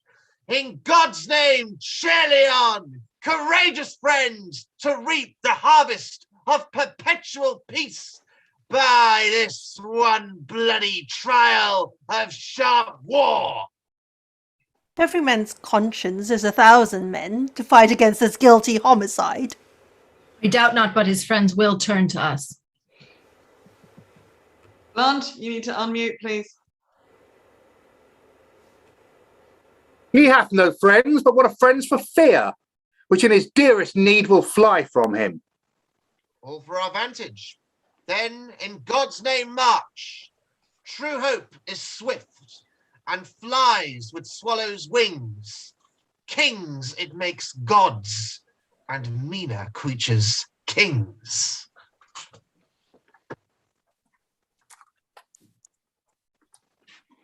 Here pitch our tent, even here in Bosworth Field. My lord of Surrey, why look you so sad? My heart is 10 times lighter than my looks. My lord of Norfolk. Here, most gracious liege. Norfolk, we must have knocks, must we not? We must both give and take, my loving lord. Up with my tent, here will I lie tonight. But where tomorrow? Well, all's one for that. Who hath descried the number of the traitors? 6,000 or 7,000 is their utmost power. Why, our battalion travels that account. Besides, the king's name is a tower of strength, which they upon the adverse faction want. Up with the tent. Come, noble gentlemen, let us survey the vantage of the ground. Call for some men of sound direction. Let's lack no discipline, make no delay, for lords, tomorrow is a busy day.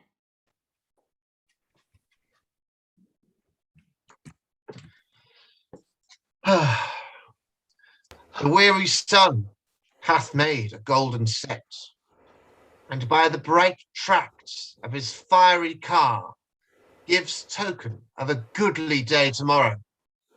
Sir William Brandon, you shall bear my standard. Give me some ink and paper in my tent. I'll draw the form and model of our battle, limit each leader to his several charge, and part in just proportion our small power.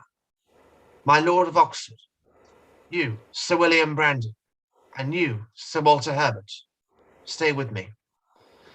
The Earl of Pembroke keeps his regiment. Good Captain Blunt, bear my good night to him. And by the 2nd hour in the morning, desire the Earl to see me in my tent. Yet one thing more, good Captain, do for me. Where is Lord Stanley quartered? Do you know? Unless I have mistaken his colours much, which, well assured, I have not done, his regiment lies half a mile at least south from the mighty power of the king. If without peril, it be possible. Sweet Blunt, make some good means to speak with him, and give him, from me, this most needful note.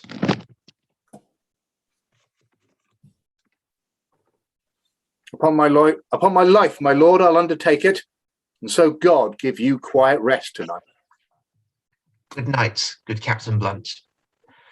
Come, gentlemen, let us consult upon tomorrow's business.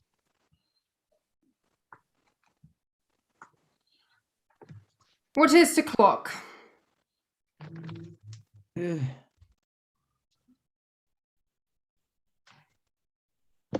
It's supper time, my lord. It's 9 o'clock. I will not sup tonight. Give me some ink and paper. What, is my beaver easier than it was, and all my armour laid into my tent? 'Tis my liege, and all things are in readiness. Good Norfolk, hie thee to thy charge. Use careful watch. Choose trusty sentinels. I go, my lord. Stir with the lark tomorrow, gentle Norfolk. I warrant you, my lord. Ratcliffe. My lord. Send out a pursuant at arms to Stanley's regiment. Bid him bring his power before sunrising, lest his son George fall into the blind cave of eternal night. Fill me a bowl of wine. Give me a watch. Saddle white Surrey for the field tomorrow. Look that my staves be sound and not too heavy. Ratcliffe. Lord, my lord. Sourced the melancholy Lord Northumberland. Thomas the Earl of Surrey and himself, much about cockshunt time, from troop to troop went through the army, cheering up the soldiers. So I am satisfied. Give me a bowl of wine. I have not that alacrity of spirit, nor cheer of mind that I was wont to have. Set it down. Is ink and paper ready? It is, my lord. Bid my guard watch. Leave me. Ratcliffe, about the mid of night, come to my tent and help to arm me.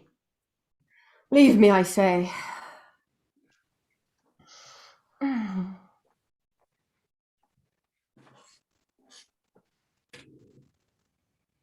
Fortune and victory sit on my helm. All the comforts that the dark night can afford be to thy person, noble father-in-law. Tell me, how fares our noble mother? I, by attorney, bless thee from thy mother.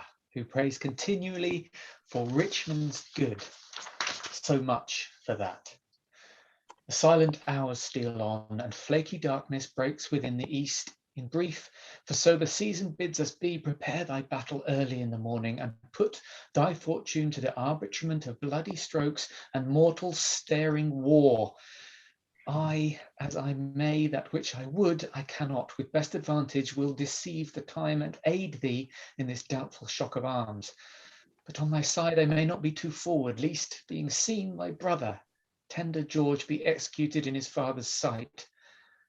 Farewell. The leisure and the fearful time cuts off the ceremonious vows of love and ample interchange of sweet discourse, which so long sundered friends should dwell upon. God give us leisure for these rites of love. Once more adieu. Be valiant and speed well. Good lords, conduct him to his regiment. I'll strive with troubled noise to take a nap, lest leaden slumber pease me down tomorrow, when I should mount with wings of victory. Once more, good night, kind lords and gentlemen.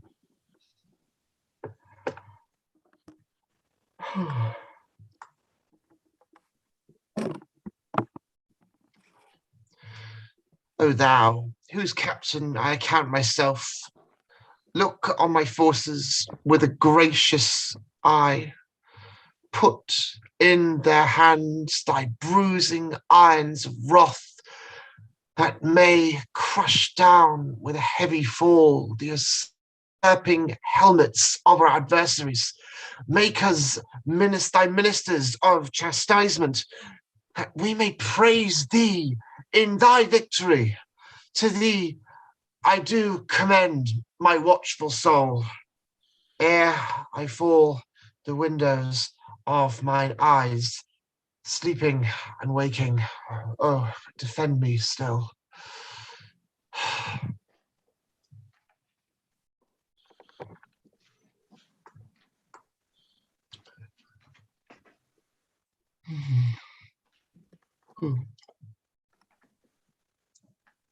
Let me sit heavy in thy soul tomorrow.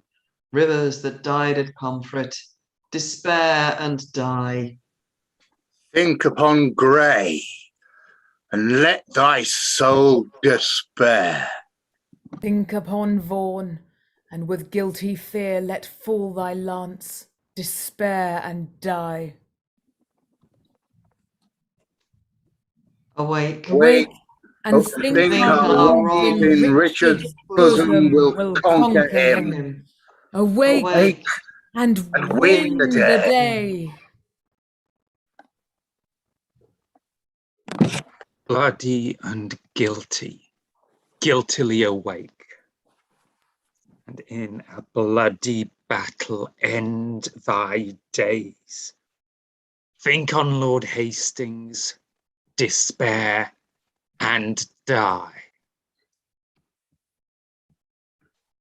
Quiet, untroubled soul, awake, awake, arm, fight and conquer, for fair England's sake. Dream on thy cousins, smothered in the tower. Let us be laid within thy bosom, Richard, and weigh thee down to ruin, shame, and death. Thy nephews' souls bid thee despair and die. Sleep, Richmond, sleep in peace and wake in joy. Good angels guard thee from the boars annoy. Live and beget a happy race of kings. Edward's unhappy sons do bid thee flourish. Richard, thy wife, that wretched Anne thy wife, that never slept a quiet hour with thee, now fills thy sleep with perturbations. Tomorrow in the battle, think on me, and fall thy edgeless sword, despair and die. Thou, quiet soul, sleep thou a quiet sleep. Dream of success and happy victory. Thy adversary's wife doth pray for thee. First was I that helped thee to the crown. The last was I that felt thy tyranny. Oh, in the battle think on Buckingham, and die in terror of thy guiltiness. Dream on of bloody deeds and death, fainting despair, despairing yield thy breath. I died for hope ere I could lend thee aid, but to cheer thy heart, and be thou not dismayed. God and good angels fight on Richmond's side, and Richard fall in height of all his pride. Give me another horse, bind up my wounds, have mercy! Jesu! Soft, had it but dream. Oh, coward conscience, how dost thou afflict me? The lights burn blue, it is not dead midnight. Cold fearful drops stand on my trembling flesh. What? Do I fear myself? There's none else by. Richard loves Richard, that is I, am I. Is there a murderer here? No, yes, I am. Lest, then fly, what, from myself, great reason why. Lest I revenge, what? Myself upon myself? Alack, I love myself. Wherefore? For any good that I myself have done unto myself. Oh no. Alas, I rather hate myself for hateful deeds committed by myself. I am a villain. Yet I lie, I'm not. Fool, if thyself speak well, fool, do not flatter. My conscience hath 1,000 several tongues, and every tongue brings in a several tale, and every tale condemns me for a villain. Perjury in the highest degree, murder, stern murder in the diest degree, all several sins, all used in each degree, bring all to the bar, crying all guilty, guilty. I shall despair. There is no creature loves me, and if I die, no soul shall pity me. Nay, wherefore should they, since that I myself find in myself no pity to myself? Methought the souls of all that I had murdered came to my tent, and everyone did threat tomorrow's vengeance on the head of Richard. My lord. Who's there? Ratcliffe, my lord. 'Tis I, the early village cock, have twice done salutation to the board. Your friends are up and buckle on their armour. Oh, Ratcliffe, I fear. Nay, good my lord, be not afraid of shadows. By the apostle Paul, shadows tonight have stroked more terror to the soul of Richard than can the substance of 10,000 soldiers, armed and proof and led by shallow Richmond. 'Tis not yet near day. Come, go with me. Under our tents I'll play the eavesdropper to hear if any mean to shrink from me. Good morrow, Richmond. Oh, cry, mercy, lords, and watchful gentlemen, that you have ta'en a tardy sluggard here. How have you slept, my lord? Oh, the sweetest sleep and fairest boding dreams that ever entered in a drowsy head. Have I since your departure had, my lords, methought their souls, whose bodies Richard murdered, came to my tent and cried on victory. I promise you, my heart is very jocund in the remembrance of so fair a dream. How far into the morning is it, lords? Upon the stroke of 4. Why then, 'Tis time to arm and give direction. More than I have said, loving countrymen, the leisure and enforcement of our time forbids you. Forbids to dwell upon. Forbids to dwell upon, yet remember this. God and our good cause fight upon our side. The prayers of holy saints and wronged souls, like high-reared bulwarks, stand here before our faces. Richard, except those whom we fight against had rather have us win than him they follow. For what is he they follow? Truly, gentlemen, a bloody tyrant and a homicide, one raised in blood and one in blood established, one that made means to come by what he hath, and slaughtered those that were the means to help him, a base foul stone made precious by the soil of England's chair, where he is falsely set, one that hath ever been God's enemy. Then, if you fight against God's enemy, God will in justice ward you as his soldiers. If you do swear to put a tyrant down, you sleep in peace, the tyrant being slain. If you do fight against your country's foes, your country's fat shall pay your pains the higher. If you do fight in safeguard of your wives, safeguard of your wives shall welcome home the conquerors. If you do free your children from the sword, your children's children quits it in your age. Then, in the name of God and all these rights, advance your standards. Draw your willing swords. For me, the ransom of my bold attempt shall be this cold corpse on the earth's cold face. But if I thrive, the gain of my attempt, the least of you shall share his part thereof. Sound drums and trumpets, boldly and cheerfully. God and St. George, Richmond and victory! Yes! What said Northumberland as touching Richmond? That he was never trained up in arms.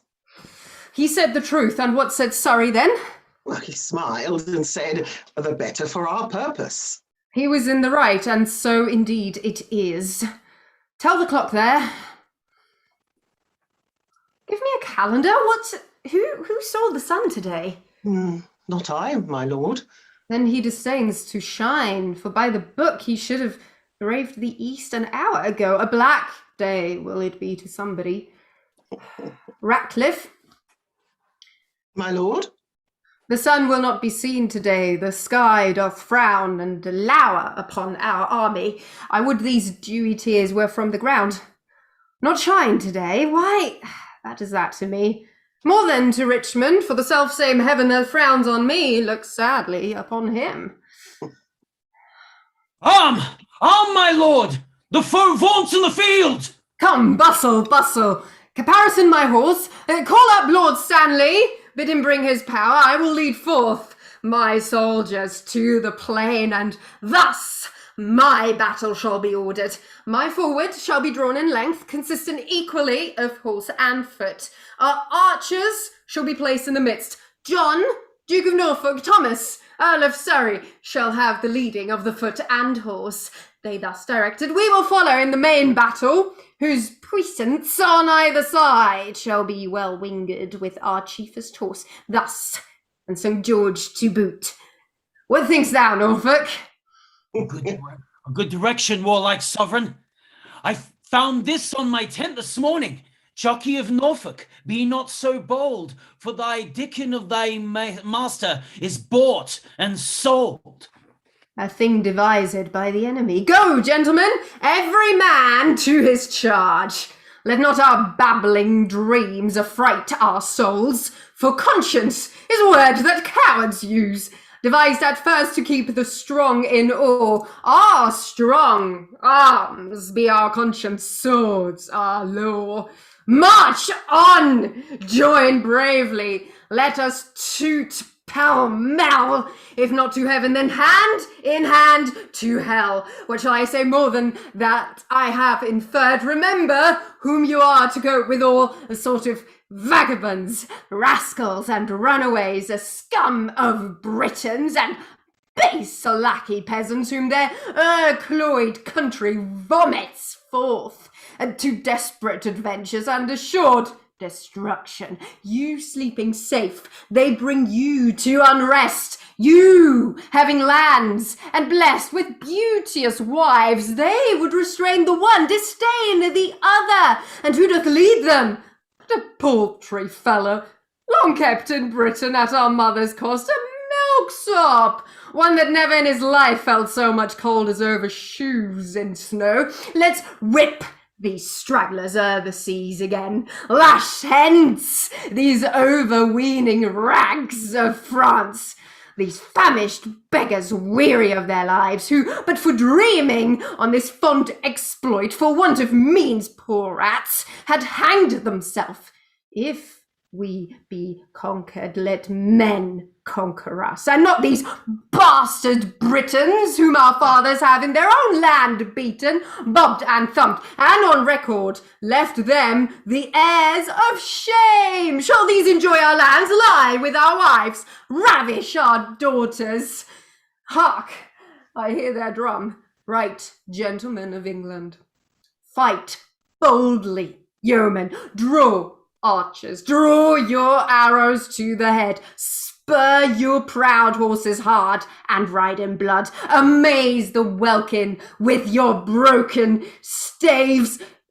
What says Lord Stanley? Will he bring his power? My lord, he doth deny to come. Off with his son George's head! My lord, the enemy is past the march!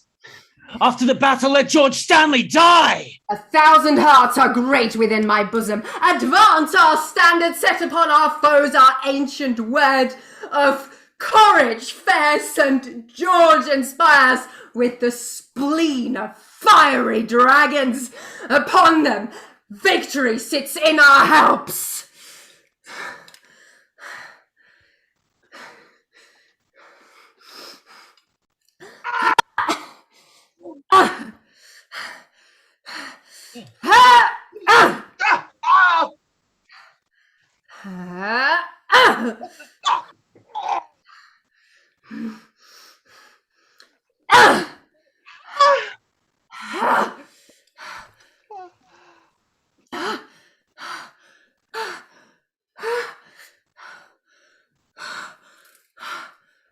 Rescue, my Lord of Norfolk, rescue, rescue! Rescue, my Lord of Norfolk! Rescue, rescue! The king enacts more wonders than a man, daring and opposite to every danger. His horse is slain, and all on foot he fights, seeking for Richmond in the throat of death. Rescue, fair lord, or else the day is lost. A horse! A horse! My kingdom for a horse! Withdraw, my lord, I'll help you to a horse. Slave, I've set my life upon a cast, and I will stand the hazard of the die. I think there be 6 Richmonds in the field, 5 have I slain today instead of him. A horse! A horse! My kingdom for a horse!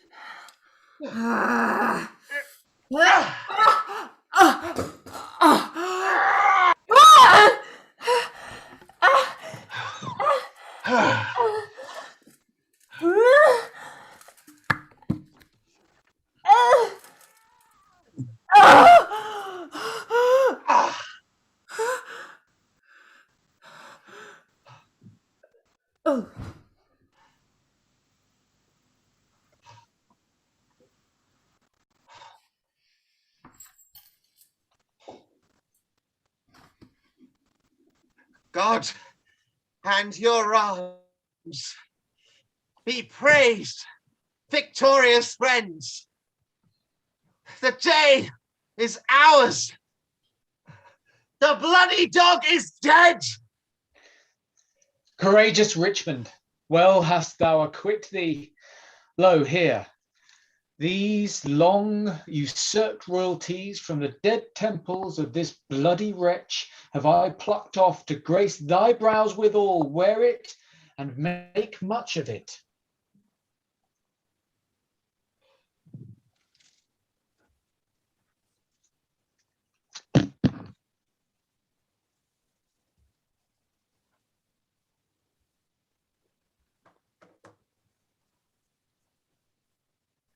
Great God of heaven.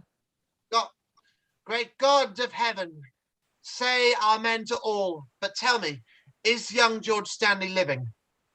He is, my lord, and safe in Leicester town, whither, if you please, we may withdraw us. What men of name are slain on either side? John, Duke of Norfolk, Walter, Lord Ferrys, Sir Robert Brokenbury, and Sir William Brandon. Inter their bodies, as become their births. Proclaim a pardon to the soldiers fled, that in submission will return to us. And then, as we obtain the sacraments, we will unite the white rose and the red, smile heaven upon this fair conjunction that long have frowned upon their enmity. What traitor hears me and says not amen? England hath long been mad and scarred herself. The brother blindly shed the brother's blood. The father rashly slaughtered his own son. The son compelled been butcher to the sire. All this divided York and Lancaster, divided in their dire division. Oh, now, let Richmond and Elizabeth, the true succeeders of each royal house, by God's fair ordinance, conjoin together, and let thy heirs, God, if thy will be so, enrich the time to come with smooth-faced peace, with smiling plenty, and fair prosperous days, abate the edge of traitors. Gracious Lord, that would reduce these bloody days again, and make poor England weep in streams of blood. Let them not live to taste this land's increase, that would with treason wound this fair land's peace. Now civil wounds are stopped, peace lives again, that may she long live here. God say amen. Amen. Amen.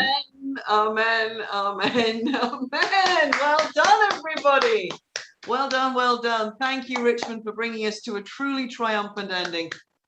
Company, can I have you all back on to our virtual stage to take a little bow? You've only got me to clap for you, but I hope the audience out there are joining with me in applauding. Wow, you have all worked so hard. Thank you so much.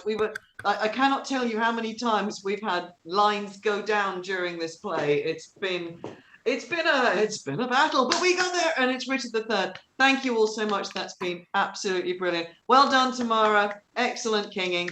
Well done, and well done to Tom again, and to all of you. That was brilliant. Right. So as not to keep these lovely people any longer, I'm just briefly going to say, join us in 2 weeks on Sunday, the 7th of November at 3 o'clock and 5 o'clock. We're back with scenes. So it'll be a little bit lighter. It'll be a little mix up and things will be going on. So that'll be fun. And in 4 weeks time, we're sort of keeping with the histories. We're skipping Henry VII because there isn't a play, and we're going straight to Henry VIII. So that's going to be fun. So please join us 3 o'clock, November the 21st, for the last of this year's histories. It's a play that absolutely none of us knows, so it's going to be a great adventure. Please join us then. Right. Thank you all so much. Derry, can I just check if we have music for our closing epic? We do. Excellent. Thank you. So those of you who were with us 4 weeks ago, you know what's coming next. We have our, well, colloquially known as our spoon dance. This is our little farewell nod to the jigs of Shakespeare's time. And so with our music and this, our little dance is our farewell to you, and that will take us off the air. So, Derry, if you can give us a good burst of Lizzie Hutchley's Ruffty Tufty, we will be on our way.